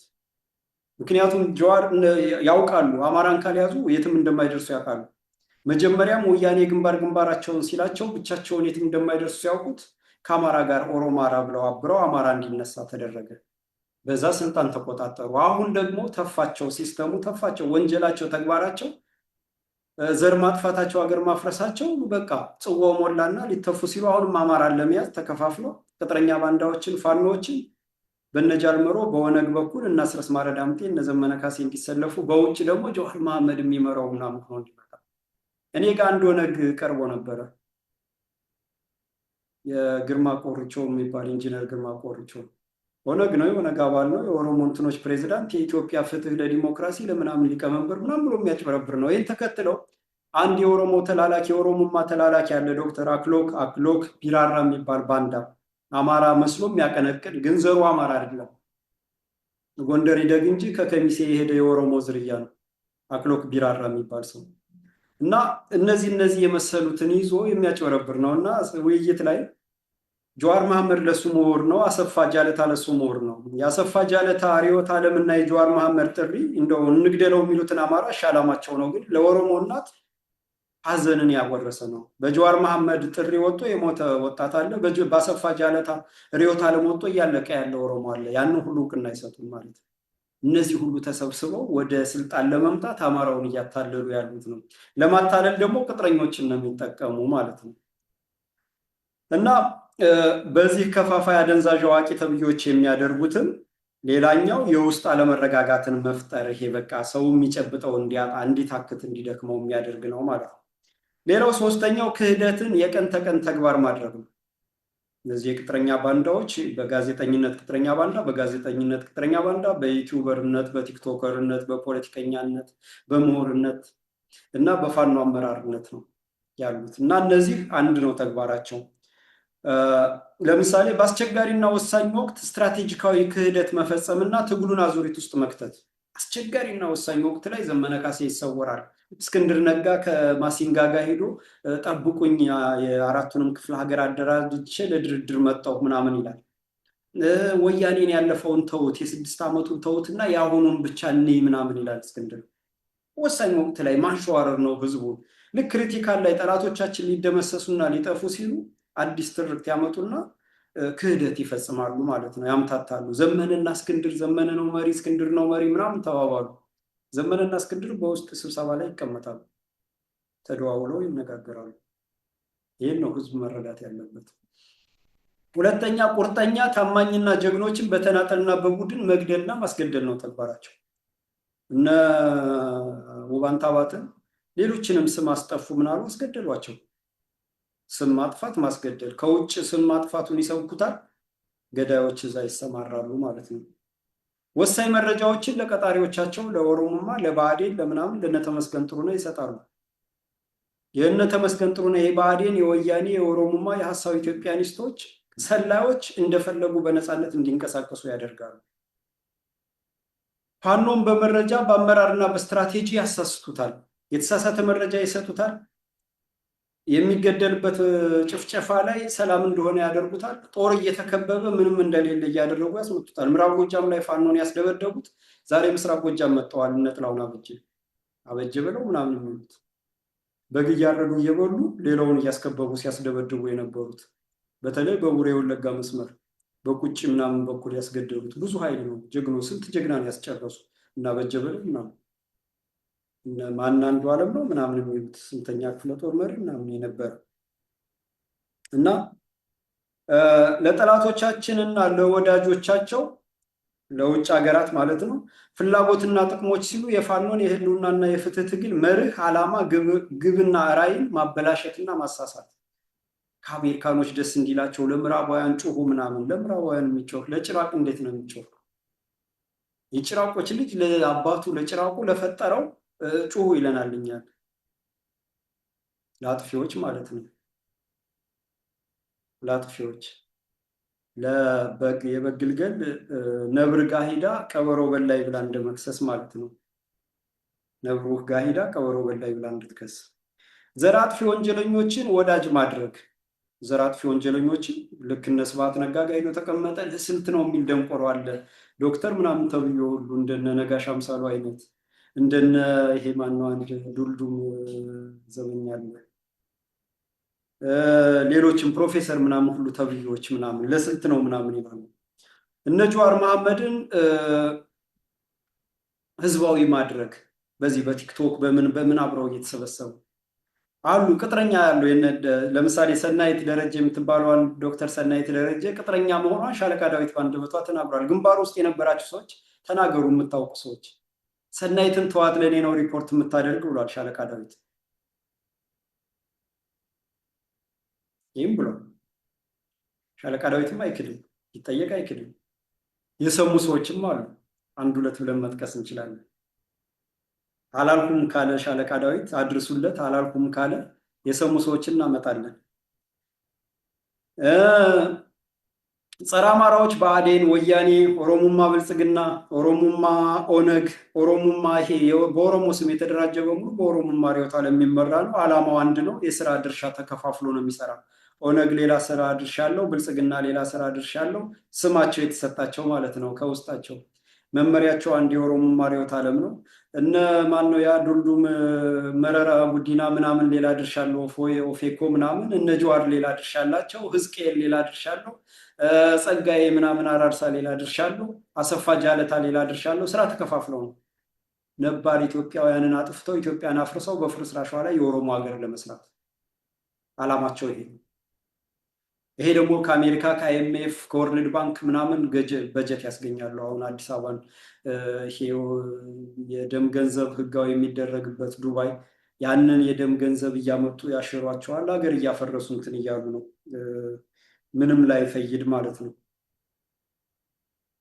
እንደገና ደግሞ የዚህ የሀሳብ ኢትዮጵያኒስቶች አሉ። ግንቦት ሰባት፣ ባላደራ፣ ባልደራስ ምናምን እያሉ ዘር ለገበሬ፣ አዲስ አበባ ለአዲስ አበቤ እያሉ ሲያምታታ የነበረ የእስክንድር ነጋ ቡድን ስንታየው ቸኮል፣ እነ ገለታው ዘለቀ፣ እነ ማናማሃ ምናምን የሚባል ምናምን ባልደራስ ፈጥረው ባላደራ ዘር ለገበሬ ነው እያሉ አማራ እንዳይሆኑ ሌላው ተደራጅቶ ካርታ ሰርቶ በአንገቱ አስሮ ኦሮሞ ወጣት በአንገቱ ካርታ የኦሮሚያን ሰርቶ የትግሬ ወጣት የትግራዋይን ካርታ ሰርቶ አገር ሊሆን እየቋመጠ አማራ ግን አማራ ነኝ እንዳይል ዘር ለገበሬ ነው ሲሉ ነበር እነ እስክንድር ነጋ፣ እነ ስንታየው ቸኮል፣ እነ ገለታው ዘለቀ አንድ ኦሮሞ አማራ መስሎ የሚያጭበረብር እና እነዚህ ኃይሎች ባልደራስ፣ ግንቦት ሰባት ምናምን ሁሉ እንደገና ደግሞ አብን ብአዴንን ይተካል ተብሎ ተፈጥሮ የነበረው በኋላ በአጭር ጊዜ እድሜው ተቆረጠ። ነገ አብሮ ከወያኔ እኩል ከዘር አጥፊዎቻችን ቀድመው በአንገታቸው ገመድ የሚጠልቅ እነዚህ እነ ደሳሌ ጫኔ ምናምን ባንዳ ናቸው። ደሳሌ ጫኔ ጎጃም ምናምን ከሌ ምናምን ድራማ ነው። ሁሉም አብን ብሎ ሲመሰረት ተመልምለው ነው የመጡ። ወላ ክርስቲያን ታደለ፣ ወላ ደሳሌ ጫኔ፣ ወላ ጋሻው መስሻ፣ ወላ በለጠ ሞላ፣ ሁሉም በጸረ አማራነት በባንዳነት ተመልምሎ የመጣ ነው። ታደርጋለህ ተብሎ ቃል ገብቶ የመጣ ነው። ያለውን እውነት ባንዳነት እንዳይገለጥ አማራ መስለው ይተውናሉ፣ ተውነዋል፣ አስበሉ፣ ብዙ ሰው አስገደሉ። ከነ ዘመነ ጋር ተናቦ ነው የሚሰሩ። ዘበነ ከወያኔ ጋር ሄዶ ሰራ። ጀርባው ናቸው ደሳሌ ጫኔ። ወያኔ የሰራውን የሰማዕታት ሐውልት አስጎብኝ የነበረ ነው ደሳሌ ጫኔ። ከየት አባቱ አምጥቶ ነው ታዲያ አማራ ምናምን ብሎ ሰው እንኳን መገመት አይችልም። በዚህ ልክ እያንዳንዱ አስተሳሰብ ወርዷል እና ትግሉ እንደ ወቅቱ የሚጠይቀውን የአመራር አሰጣጥ ማበላሸት እና ማሰናከል፣ ውስጣዊ አለመተማመን መፍጠርና መበታተን፣ አጀንዳ ማብዛት፣ አለን ለማለት የውሸት ዜና ማብዛት፣ ሁሌም ማሰለጠን ማለት የሰለጠነው ግን አንድም የአንዲት አማራ ህይወት ወይንም ደግሞ የአንድ አማራ ከብት ወይንም ደግሞ እህል ክምር ማያድን ነው። ጎጃም ላይ እነ አርበኛ ታዱ አንተነህ ከተሰዉ በኋላ እነ አርበኛ ማነው ፋኖ ዝናቡ ትግሉን ጎጃምን ነፃ ካወጡ በኋላ አስረስ ማረ ዳምጤና ዘመነ ካሴ ከፊት ከመጡ በኋላ ጎጃም እየተጨፈጨፈ እያለቀ እንጂ ትግሉ ወደፊት ሄዷል። የለም ትግል የለም ጎጃም ውስጥ ውሸት ነው። እና አስረስ ማረ ዳምጤ የሚመሩት እንዴት ብለው ተመስገን ጥሩነህ እንዴት ብሎ ነው ለአማራ ሊታገል የሚችለው? አስረስ ማረ ዳምጤ ማለት ተመስገን ማለት ነው። ተመስገን ማለት ወያኔ ያሳደገው ነው። አሁን ኦሮሞማ ብሎ የሚሰራ ማለት ነው። ይህንን ሁሉ መገንዘብ ያስፈልጋል። መከፋፈል፣ ቡድንተኝነትን ማብዛት፣ ጎጃም ጎንደር ብሎ እንደገና ጎጃም ውስጥ ምስራቅ ጎጃም፣ ምዕራብ ጎጃም፣ ጎንደር ውስጥ እንደዚህ እንደዛ ምናምን፣ ይሄ ሁሉ ዓላማቸው ነው የቅጥረኛ ባንዳዎች ማለት ነው።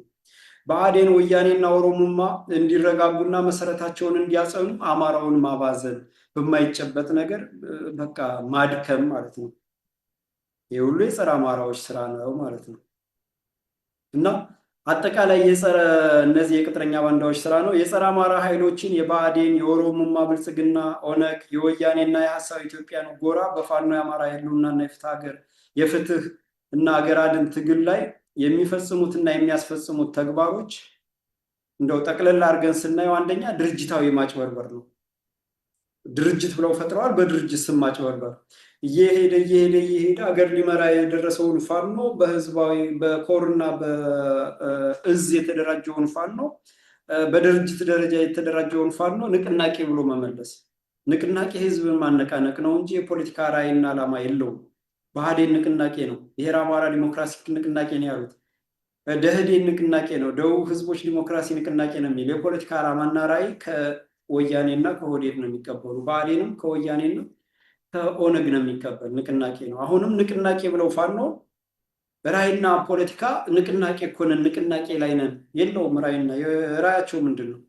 አብይ አህመድን መጣል ነው የሚሉ እንጂ ሌላ ራዕይ የላቸውም። አብይ አህመድን ተጥሎ ማን ጀዋር መሐመድን ሊያስቀምጡ፣ አስረስ ማረ ዳምጤን ሊያስቀምጡ፣ ዘመነ ካሴን ሊያስቀምጡ፣ ይልቃል ጌትነትን ሊያስቀምጡ፣ ልደቱ አያሌውን ሊያስቀምጡ፣ ማንን ሊያስቀምጡ? ይህን ነው መጠየቅ ያለብን ማለት ነው እና የድርጅታዊ ማጭበርበር፣ የአመራር ግጭቶችን መፍጠር፣ ዘመነ እስክንድር ምናምን የሚባለው የርዕዮተ ዓለምና የትግል ፍኖት እንዳይኖር ማድረግ፣ የመርህና የአስተሳሰብ ጥራትን ማጥፋት ነው በድርጅታዊ ማጭበርበር። ሁለተኛ የአሰራር ማጭበርበር ነው። እነዚህ የጠላቶቻችን ቅጥረኞች የአሰራርን ማጭበርበር ነው። የፋኖ ትግል እቅድ ኃላፊነትና ተጠያቂነት የሌለው ማድረግ ነው። መሪዎች በሚጠበቁበትና በሚፈለጉበት ወቅት አለመገኘት። ሌላ የስነ ልቦና ማጭበርበር ነው።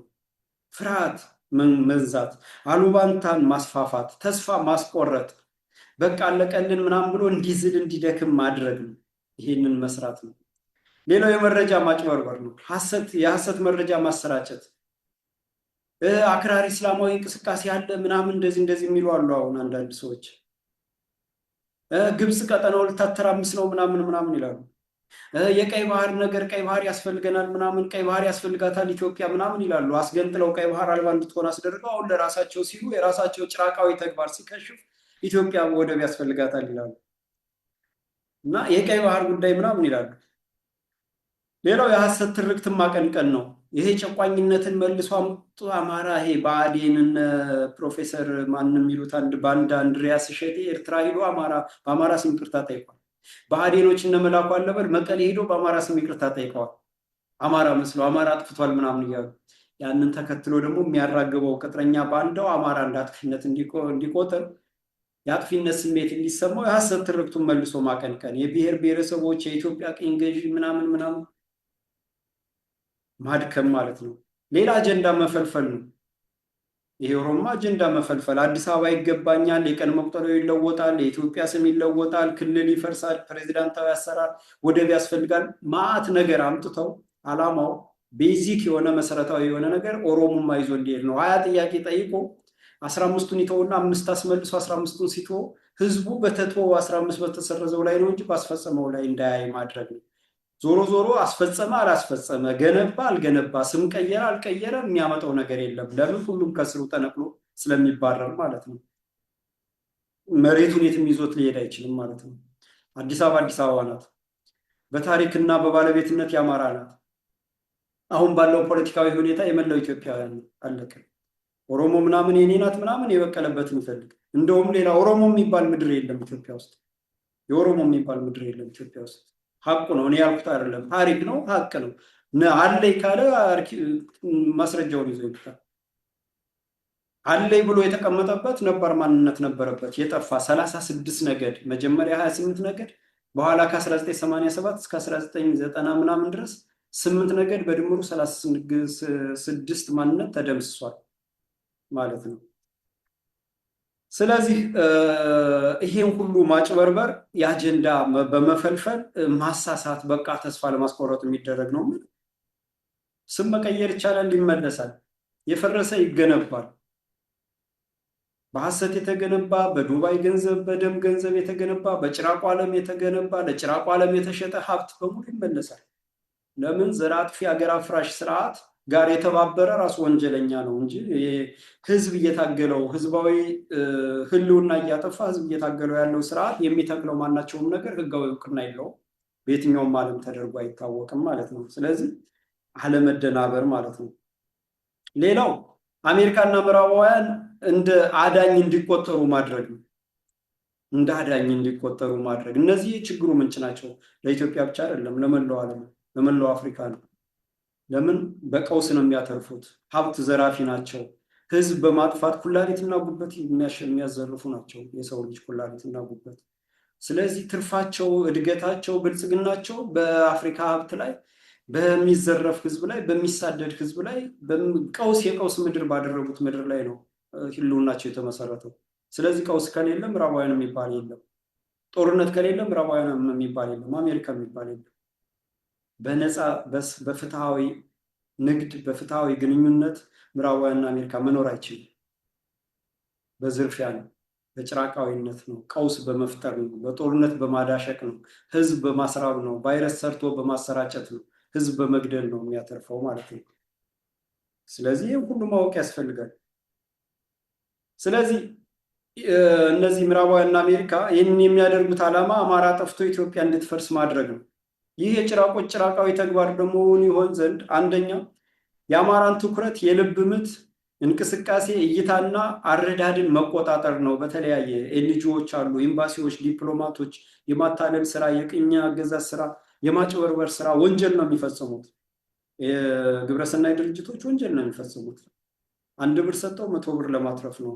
ይህን ማሲንጋ ነዋቸው እነ ማሲንጋ ነዋቸው። ሰሞኑን ኬንያ ምድር ባቡር ያሰራችበት አንድ ሪፖርት ትናንትና አይቼ ነበረ እና ያ ሪፖርት ምን ይላል?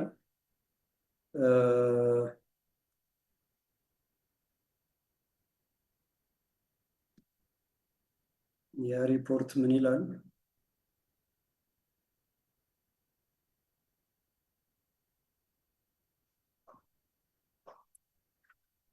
5 ቢሊዮን ዶላር ትበደራለች ኬንያ ከ2014 እስከ 2015 ባለው ውስጥ እና ይሄ ብድር ከሞምባሳ እስከ ናይሮቢ፣ ከናይሮቢ እስከ ናይቫሻ ድረስ የምድር ባቡር ለመዘርጋት ነው። እና ይሄ ብድር አሁን ወደ ቻይና ገንዘብ አዞረችው ብድሩን። 5 ቢሊዮን ዶላሩ ወደ ቻይና ሲዞር 3.5 ቢሊዮን ሆነ፣ ወረደላት። 6.32 ነበረ፣ 6.37 ነበረ ፐርሰንት በመቶ 6 ዶላር ከ37 ሳንቲም ነበር ወለድ የምትከፍለው። ወደ ቻይና ስታዞረው 3 ሆነ፣ ከግማሽ በታች ወረደ። 3% ሆነ ወለዱ ማለት ነው። ከ6.3 ወደ 3%። ከዛ በአመት 215 ሚሊዮን ዶላር ለወለድ ብቻ የሚከፈል ዕዳ ነች። በአመት 215 ሚሊዮን ዶላር 215 ሚሊዮን ዶላር ብዙ ትምህርት ቤት ይሰራል። ብዙ የውሃ ምንጭ ምናምን ጉድጓድ መቆፈር ይችላል። ብዙ ጤና ጣቢያ፣ ብዙ ሆስፒታል መስራት ይችላል። ይሄ ለወለድ ብቻ ነው። ምን ማለት ነው? ይሄ እንዴት ቀነሰ? ቻይና ዝና ነው ዲስካውንት አድርጋ ነው? አይደለም። ለዶላሩ አገልግሎት የሚከፈለው ነው። አሜሪካኖች ዶላሩ እንድትጠቀም አድርገው ለዶላሩ ግብር የሚከፈለው ነበር። ይሄ 3% 215 ሚሊዮን ዶላር ለዶላሩ ግብር የሚከፈል ነበር ማለት ነው። ብድሮ ቻይና ነው። ምድር ባቡሩን የሰራው ቻይና ነው። ክፍያውና አገልግሎቱ በዶላር ስለነበረ ዶላሩ ለተጠቀሙበት ለአገልግሎት 3 ምናምን ብር ይጠይቃል፣ በ100 ዶላር ማለት ነው በአመት ሰርቪስ። ስለዚህ 215 ሚሊዮን ዶላር አሜሪካኖች ያገኙ ነበር። አሁን ግን የለም ማለት ነው። ሌላም አሁንም አንድ ኢንተረስቲንግ ዜናም አሁን ልንገራቸው። የአሜሪካ ኤምባሲ ነው አዲስ አበባ ያለው ያወጣውና on August 13, Ambassador Masinga brought together leaders of the US Exchange Alumni Association of Ethiopia and AmCham Ethiopia to explore how Ethiopians network of more than 6,000 US Embassy Exchange Alumni can support American companies entering or expanding in the Ethiopian market. የአሜሪካ ተቋም ኢትዮጵያውያንን እየወሰደ በስኮላርሺፕ ማንዴላ ፌሎሺፕ ምናምን እያለ እየወሰደ ያሰለጥናል። እነዚህ የሚያሰለጥን የአሜሪካ ተቋማት መጣው እንዲያገለግሏቸው ነው እንጂ ኢትዮጵያን እውቀት ለማሳደግ ለኢትዮጵያውያን ለኢትዮጵያ ኢኮኖሚ አይደለም። የአሜሪካ ካምፓኒዎች የሚመጡ ቅኝ ሊገዙ ነው። ብሩ እንዲዳሽቅ የተደረገው ኢትዮጵያውያን በደሞዛቸው እንዳይኖሩ ተደርጎ የብሩ ዋጋ ጋዜጣ እንዲሆን ተደርጎ የጋዜጣ ወረቀት ያህል ክብር እንዲያጣ ዋጋ እንዲያጣ ተደርጎ በረከሰ ገንዘብ በትንሽ ዶላር የአሜሪካን ሀብታሞች ሲመጡ ቀደም ብለው በመንግስት ወጪ ያሰለጠኗቸው ኢትዮጵያውያን አገልጋይ ይሆናሉ። ኢትዮጵያውያን ያዘርፋሉ፣ ኢትዮጵያን ይዘርፋሉ፣ ኢንግዛት ለሚገዛው አገልግሎት ሰጪ ይሆናሉ ማለት ነው። ይሄ ባጭሩ ፖለቲካሊ ሲተረጎም ማለት ነው። እና እነዚህ አሜሪካና ምዕራባውያን ይሄን የመሰለ ነው ስራ የሚሰሩት ማለት ነው። እና የአማራን ትኩረት የልብ ምት እንቅስቃሴ እይታና አረዳድን በተለያየ በዜና አውታሮቻቸው በኤንጂኦቻቸው በአምባሳደሮቻቸው ምዕራባውያን ይቆጣጠሩታል። አማራ ተረጋግቶ ማሰብ እንዳይችል ቀን በቀን ሽብር ይፈጥራሉ። አልሸባብ ይላሉ ምናምን፣ አሸባሪ ሁሉ እነሱ ናቸው የፈጠሩት። አገር ልትፈርስ ነው ምናምን ምናምን ይላሉ። ኑሮውን አሁንም አይኤምኤፍ ዶላሩን አሁንም እንትን ከፍ አድርገው ብሩን አሁንም ጋርቤጅ አድርገው ቆሻሻ አድርገው አውርዱት እያሉ ነው። ማሞስ መላለም የሚባል አንድ ጸረ አሜሪካኖች ቅጥረኛ የአሜሪካኖች ቅጥረኛ የኢትዮጵያን የኦሮሞማ ባንክ ገዢ ሆኖ ተመደበ እና ብሩን ቀይሮ ምን ብሎ እንትናል። ይሄ ቅጥረኛ ማሞስ መላለም የሚባል የጭራቁ ዓለም ቅጥረኛ ነው። የዓለም ባንክ ምናምን ውስጥ ሲያጨበረብር የነበረን ኢትዮጵያ ላይ አምጥተው እንትን ያሉት የሞጣ አካባቢ ተወላጅ ነው። ባንዳ ነው። ነገ ይጠየቃል። በሀገር ውድመት በኢትዮጵያውያን ስቃይ ኢኮኖሚው እንደዚህ ያደረገ እሱ ተመድቦ ነው። ደሞዝ የኢትዮጵያ ንግድ የኢትዮጵያ ብሔራዊ ባንክ አይከፍለውም ነበረ።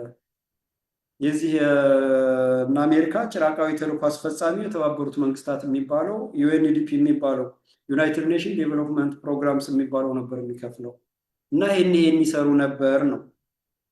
ሌላው በአማራዊ አደረጃጀቶች ማህበራት ስብስቦችና አስተሳሰባቸው ላይ ስልታዊና ስትራቴጂካዊ ሽባነትን መፍጠር ነው።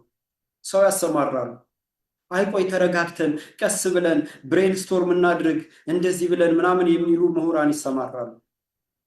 ሌላውን ተዳክመው ሌላውን የሚያዳክሙ ሌላው ጸንቶ እንዳይቆም የሚያደርጉ የሚያሳስቱ የተለየ ትርጉም የሚሰጡ አሉ። በአማራ ስም የሚነግዱ አሉ። በአማራ ስም ያንን ያሰማሩታል። የዚህ ሁሉ እንትና ጎልተው የወጡ ናቸው። እነ ሻለቃ ዳዊት ጎልተው የወጡ ናቸው። የዚህ አስፈጻሚ እነ ቅማንት ኮሚቴውና ያ ትግሬው ፕሮፌሰር አለማንተ ገብረስላሴ እነዚህ ጎልተው የወጡ ናቸው። የሞተው መስፍን ወልደ ማርያም እነዚህ ጎልተው የወጡ ናቸው። የማይታወቁ አሉ። እዚህም እዛም እየተሽከረከሩ ይህን የሚያስፈጽሙ ማለት ነው። ሌላው በአማራ መካከል አለመተማመን በመፍጠር መከፋፈልና አማራዊ አንድነትን ማጥፋት። እነ ማሲንጋ አማራ ይሉ ራሱን ፋኖ ብሎ የሚጠራ ነው የሚሉ ግን ከአጥፊው ጋር ከማንነት ደምሳሹ ከወንጀለኛው ከዘር አጥፊው ጋር ከኮሎኔል ገመቹ አያና ከሚባል ኦነግ ጋር አጥፈው አማራን ከሚል ጋር ግን ሂዶ የእሱን ካምፕ ይጎበኛል። ማሲንጋ የአሜሪካ አምባሳደር የዘር አጥፊዎችን ይጎበኛሉ፣ ያያሉ፣ በቃ ያሳድጋሉ። ትራክተር ምናምን መገጣጠሚያ ኦሮሚያ ላይ ይገጣጠማል። አማራ በድሮን እንዲያልቅ እንዲጨፈጨፍ ይደረጋል። አይኤምኤፍ ወርልድ ባንክ ለገዳዩ መንግስት ብር ይሰጣል፣ ዶላር እያፈሰ ይሰጣል። ኢትዮጵያ እያደገች ነው ይላሉ። ኢትዮጵያን እየገዙ ማለት ነው። እነዚህ ናቸው አሜሪካ ምዕራባውያን። ማወቅ አለብን። ይህንን ካወቅን ወደዛ ተስፋ እናደርግም። ተስፋችን እጃችን ላይ ነው ያለ። ተስፋችን ፈጣሪያችን ላይ ነው ያለ። ስለዚህ ለእውነት መቆም ያስፈልጋል። ይሄ ባንዳውን እያዳመጥ የማይረበውን ምናምንቴ እያዳመጥን መወናበድ የለብንም ማለት ነው። የአማራን ወጣት ከረፈደ አላሸንፍም ብሎ እንዲያስብ በቃ እንዲዳከም የተለያየ ነገር እየፈጠሩ ማዛግ ነው። በጸረ አማራዊ ሀሰት ትርክ ተጠያቂ ሆኖ እንደ አማራ መጥፋትን እንዲቀበል ኢትዮጵያ መፍረስ እንዲቀበል ይህን ሁሉ ይሞክራሉ። አሁን ከምዕራብ አፍሪካ የተነቀሉት እነ ፈረንሳይ እነዚህ ኢምፔሪያሉ ዓለም እንትኖች አጥፊ ነው። በቃ አሸባሪ ይረዳሉ፣ መሳሪያ ይሰጣሉ፣ አፍሪካውያን በሰላም ወጥተው እንዳይገቡ። ከዛ የስልጣኔ ምልክት ነን ይላሉ። ጭራቃዊነት ነው። ምንም የስልጣኔ ምልክት የለም፣ ተገልጧል ያሁን። ስለዚህ የአሜሪካና ምዕራባውያን ጭራቅ ፖለቲከኞች ሚና ለኢትዮጵያ ፖለቲካ፣ ለአማራ ህልውና፣ ዘር መጥፋት፣ ለኢትዮጵያ መፍረስ ሚናቸው አንደኛም ገደብ የለሽ ዶላር ማቅረብ ነው። ሁለተኛ የተዛባ መረጃ ማሰራጨት ነው። አማራ ዘሩ ሲጠፋ እንዳልሰሙ ማለፍ ነው። የአማራን አጽመ ርስት ምዕራብ ትግራይ ብሎ መጥራት ነው። የጦር መሳሪያና የሳተላይት መረጃ ማቅረብ ነው ለአጥፊዎች፣ ለዘር አጥፊዎች፣ ለሀገር አፍራሾች፣ ለኦሮሞማ ጦርና ለወያኔ ጦር፣ ለመጤ ወራሪ ዘረኛ ተገንጣዮች ጦር ማለት ነው። ቴክኖሎጂ ማቅረብ ነው። የስለላ እንትኖችን ማቅረብ ነው። ሰይጣናዊነትን ማስተዋወቅና ማስፋፋት ነው። ግብረ ሰዶምን፣ ጾታ መቀየርን ምናምን፣ ይሄ ሌዝቢያን ምናምን የሚባለውን ሰይጣናዊነት እነ አዶናይ ምናምን የሚባሉ ተራ የሚመስሉ ስፒድ ምናምን የሚባሉ እነዛን አጥፊ ወጣቱን የሚያጠፉ የሚያከሽፉ ማሰራጨት፣ በዓለም ማዟዟር፣ ስፖንሰር ማድረግ ነው። የወጣቱን አስተሳሰብ መግደል ነው። ትምህርት ቤቶችን መግደል ነው። ትምህርት ቤቶች ዜጋ እንዳይቀርጹ ማድረግ ነው። ትምህርት ቤት የተማረ ተስፋው ተምሬ አገሬን እመራለሁ እንዳይል እሰደዳለሁ እንጂ አገር እመራለሁ በአገሬ ላይ እኖራለሁ ብሎ እንዳያስብ ማስቻል።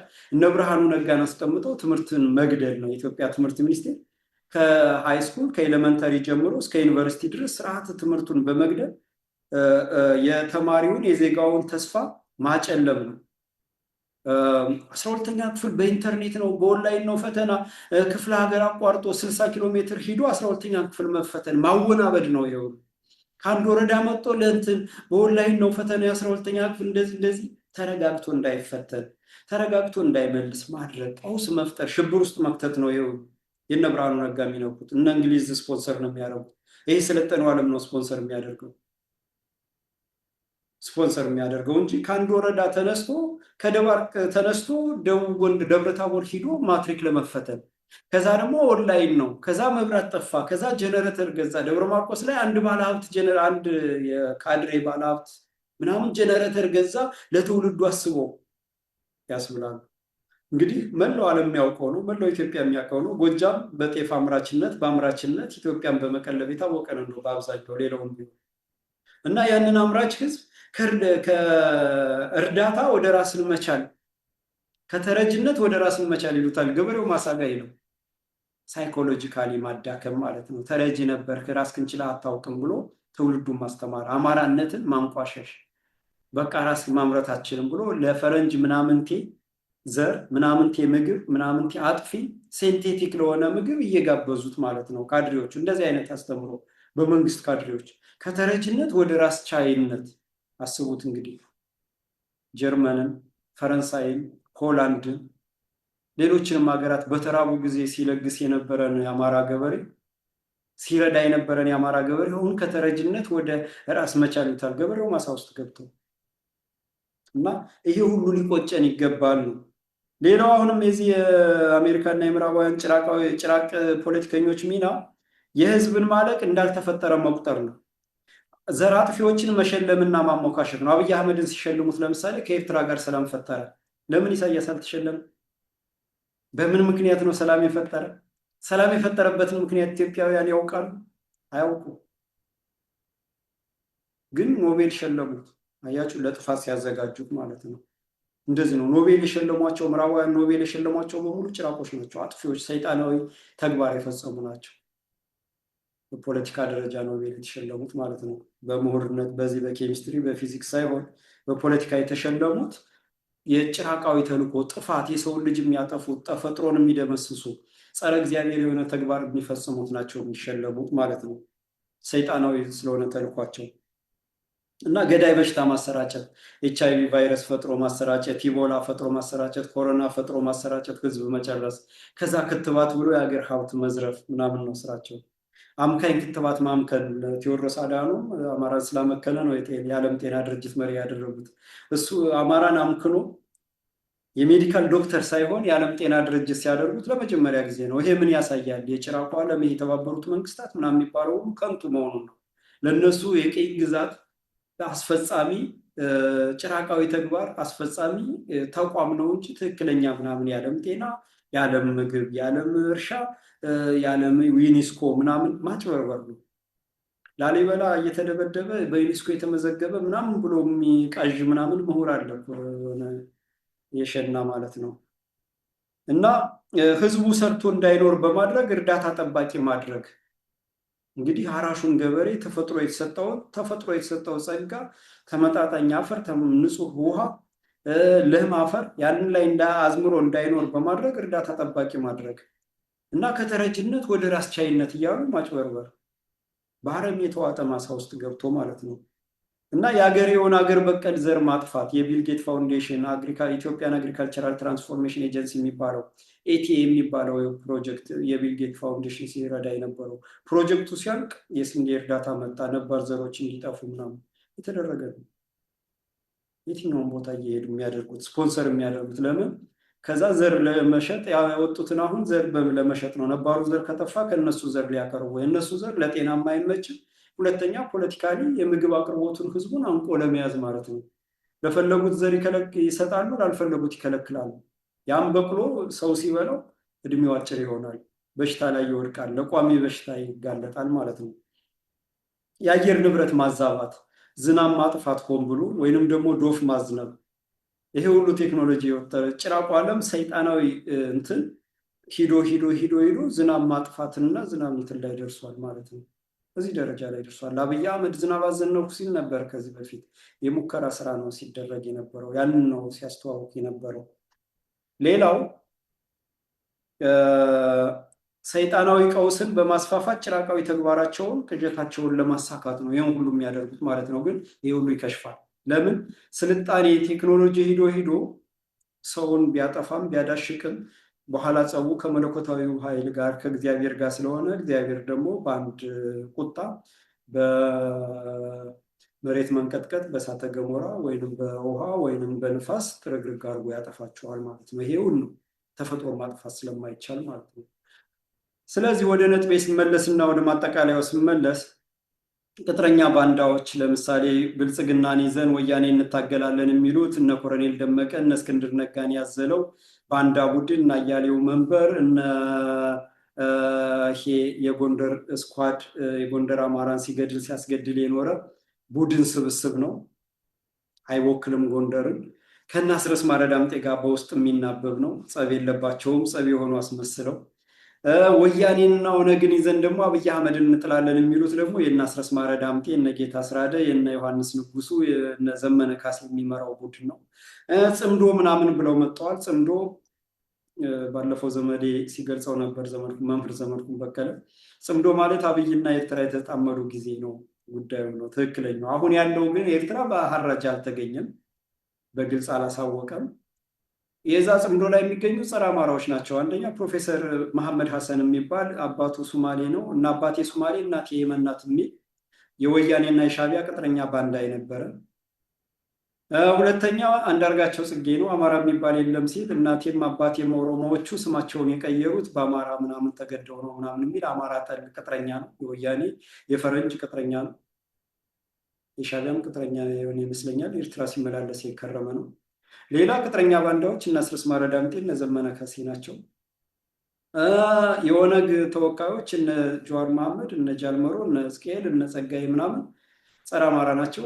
ስለ ፍልስፍናቸው ስላለቀ አጥፊ ማንነት ደምሳሽ የኦሮሞ ርዕዮተ ዓለማቸው ስለከሸፈና የሚሰሩት መሞቻቸው ስለደረሰ መጥፊያቸው ስለደረሰ ቀብር ላይ ስለሆኑ ለመዳን የሚፍጨረጨሩት ናቸው ማለት ነው። እነዚህን የያዙት እነ አስረስ ማረ ዳምጤ ናቸው። ስለዚህ ሁለቱም ቡድን መፍትሄው ምንድነው? ሁለቱም ቡድን አጥፊ ነው። ወያኔና ብልጽግና ኦነግ ምናምን የሚባል አንድ ነው። ጸረ አማራ ነው። ሁሉም ጸረ ኢትዮጵያ ነው። ጎራ ለይተው የሚባደሉት የአማራን ትግል መስመር ለማጥፋት ርዕዮተ ዓለም ለመደበላለቅ፣ የአስተሳሰብ ጥራት እንዳይኖር ማድረግ፣ ወዳጅና ጠላትን መደበላለቅ፣ ጠላትን ወዳጅ ማድረግ፣ ወዳጅን ጠላት ማድረግ፣ ህዝቡን ማታከት፣ ፋኖን ህዝባዊነት መቀነስ ማጥፋትና ፋኖ እንዲበተን ለማስደረግ ነው። ስለዚህ ትኩረታችን ጠላቶቻችን ብአዴን ጸረ አማራ ነው፣ መነቀል አለበት። ወያኔ ጸረ አማራ ነው። ኦሮሞማ ጸረ አማራ ነው። ከአማራ ጋር አብሮ መኖር አይችሉም። አጥፊና ጠፊ ናቸው። ወይ አማራ መጥፋት አለበት፣ አለበለዚያ ወያኔ፣ ኦነግ፣ ብአዴን መጥፋት አለባቸው። ምክንያቱም በአማራ መቃብር ላይ በኢትዮጵያ ፍርስራሽ ላይ ሀገርን መሰርታለን ብለው የመጡ ናቸው። ይሄ በድርድር በንግግር የሚታረቅ አይደለም ማለት ነው። ስለዚህ እንደ ህዝብ፣ እንደ አማራ፣ እንደ ፋኖ እና እንደ ኢትዮጵያዊ መኖር የሚፈልግ ኢትዮጵያዊ ከፋኖ የህልውና ትግል ጎን መሰለፍ አለበት። ከአማራ የህልውና የፍትህና አገር አድን ትግል ጎን መሰለፍ አለበት። ለራሱ ህልውና ሲል ለአማራ ሲል አይደለም፣ ለራሱ ህልውና ሲል አማራ ራሱን የቻለ ራሱን ህልውናውን ማስከበር ይችላል፣ አገሩንም መረከብ ይችላል። ይሄ መታወቅ አለበት። ይሄ አማራ ብቻውን አይችልም ምናምን የሚሉት ቅጥረኛ ባንዳዎች ናቸው። አማራ ይችላል። ጣሊያንን ሲያስወጣ 94 በመቶ የነበረው የአማራ አርበኛ ነው። ከዛ 600 ውስጥ ሲዳማው፣ ጉራጌው፣ ሀዲያው፣ ከምባታው ነው። የትግሬ ህዝብ የጣሊያን ወታደር ነው የነበረው በሁለተኛው የጣሊያን ወረራ ወቅት ማለት ነው። በነ ራስ ኃይለስላሴ ጉግሳ የአፄ ዮሐንስ የልጅ ልጅ እየተመራ የኢትዮጵያን ጦር ሲወጋ የነበረው ሞሶሎኒ አዲስ አበባ እንዲገባ ያስደረገው ዳግማዊ ወያኔ የተባለው ማለት ነው። ቀዳማዊ ወያኔ የተባለው ስብስብ በኋላ ጣሊያን ተሸንፎ ሲወጣ በረሃ ገብቶ ቀዳማዊ ወያኔ ምናምን ያሉ የኦሮሞ ህዝብ 1% አትሞላም። እነ ደጃዝማች ገረሱ አመንቴ እንግሊዞች ጋር ሞግዚት ሁኑን ከኢትዮጵያ እንገንጠል ሲሉ የነበሩ ናቸው። ኦሮሞን ልሂቃን ይዘው ማለት ነው። ስለዚህ አማራ ብቻውን ጣሊያን እናሸንፏል እንኳን እነዚህ መጤ ወራሪ ዘረኛ ተገንጣይ ምናምን ኢትዮጵያችን ይቀርና ማለት ነው። እነዚህንም አሸንፏቸዋል። ቅጥረኛ ባንዳው ላይ መጨከን ስላቃተ ነው። ስለዚህ ለአማራ ተብሎ ምናምን የሚባል ነገር የለም። ሁሉም ለራሱ ብሎ ለህልውናው መቆም አለበት። ቆመም አልቆመም ፋኖ ያሸንፋል። ስለዚህ ጠላቶቻችን ቅጥረኛ ባንዳን መምታት፣ ከትግሉ መንቀል፣ ብአዴንን ከአማራ ትከሻ ላይ ለዘላለም ማውረድ፣ ወያኔና ኦነግን መደምሰስ፣ ስማቸውን በህግ የድርጅት ስማቸውን በህግ ማገድ፣ ሀብት ንብረታቸውን ለሀገር ለህዝብ መመለስ፣ አመራሩን ባጠፋው ዘርና ባፈረሰው ሀገር በፈጸመው ወንጀል ሰብአዊ ቀውስ ባደረሰው ሰብአዊ ቀውስ ለፍርድ እንዲቀርብ ማድረግ ማለት ነው። ስለዚህ አጭር ነው። ምንም ድራማ፣ ምንም ውንብድና፣ ምንም ፕሮፓጋንዳ ሊያወናብድን አይገባም። ቅጥረኛ ባንዳን ከህልውና ትግሉ መንቀል፣ ነገ የምናደርገውን ዛሬ ማድረግ። ነገ ተገደል እናደርገዋለን፣ ግን ዛሬ ብናደርገው ብዙ ህይወት እናድናለን ማለት ነው። ከዛ በኋላ ብአዴን የሚባል ተቋም መዋቅሩ በሙሉ መነቀል አለበት፣ በፋኖና በህዝባዊ ይተካል። ወያኔና ኦሮሞማ ከኢትዮጵያ ምድር መነቀል አለባቸው። ስማቸው በህግ መታገድ አለበት ማለት ነው። መታገድ አለበት። ስለዚህ በስር ነቀል የወራሪ ዘረኛ ተገንጣይ አፓርታይድ አገዛዝ በስር ነቀል ለውጥ ይነቀላል ማለት ነው። ፍትህና ነፃነት ለሁሉም ኢትዮጵያ ይሆናል ማለት ነው። በዚህ ልክ መንቀሳቀስ አለብን። ህልውናችንም የሀገራችን መቀጠል ያስገድደናል ማለት ነው። የዛሬውን ዝግጅቴን እዚህ ጋር ጨርሻለሁ። በሚቀጥለው በሌላ ዝግጅት ሌላ ፕሮግራም ይዤ እመጣለሁ። እስከዛው የዘመድ ሳተላይት ቴሌቪዥንን ማስተዋወቅና መርዳት፣ የፍኖተ አማራ ዩቲዩብ ቻናልን ላይክ፣ ሰብስክራይብ እና ሼር ማድረግ እንዳንረሳ እያስተዋወቅ በዚህ እሰናበታለሁ። ሰላም።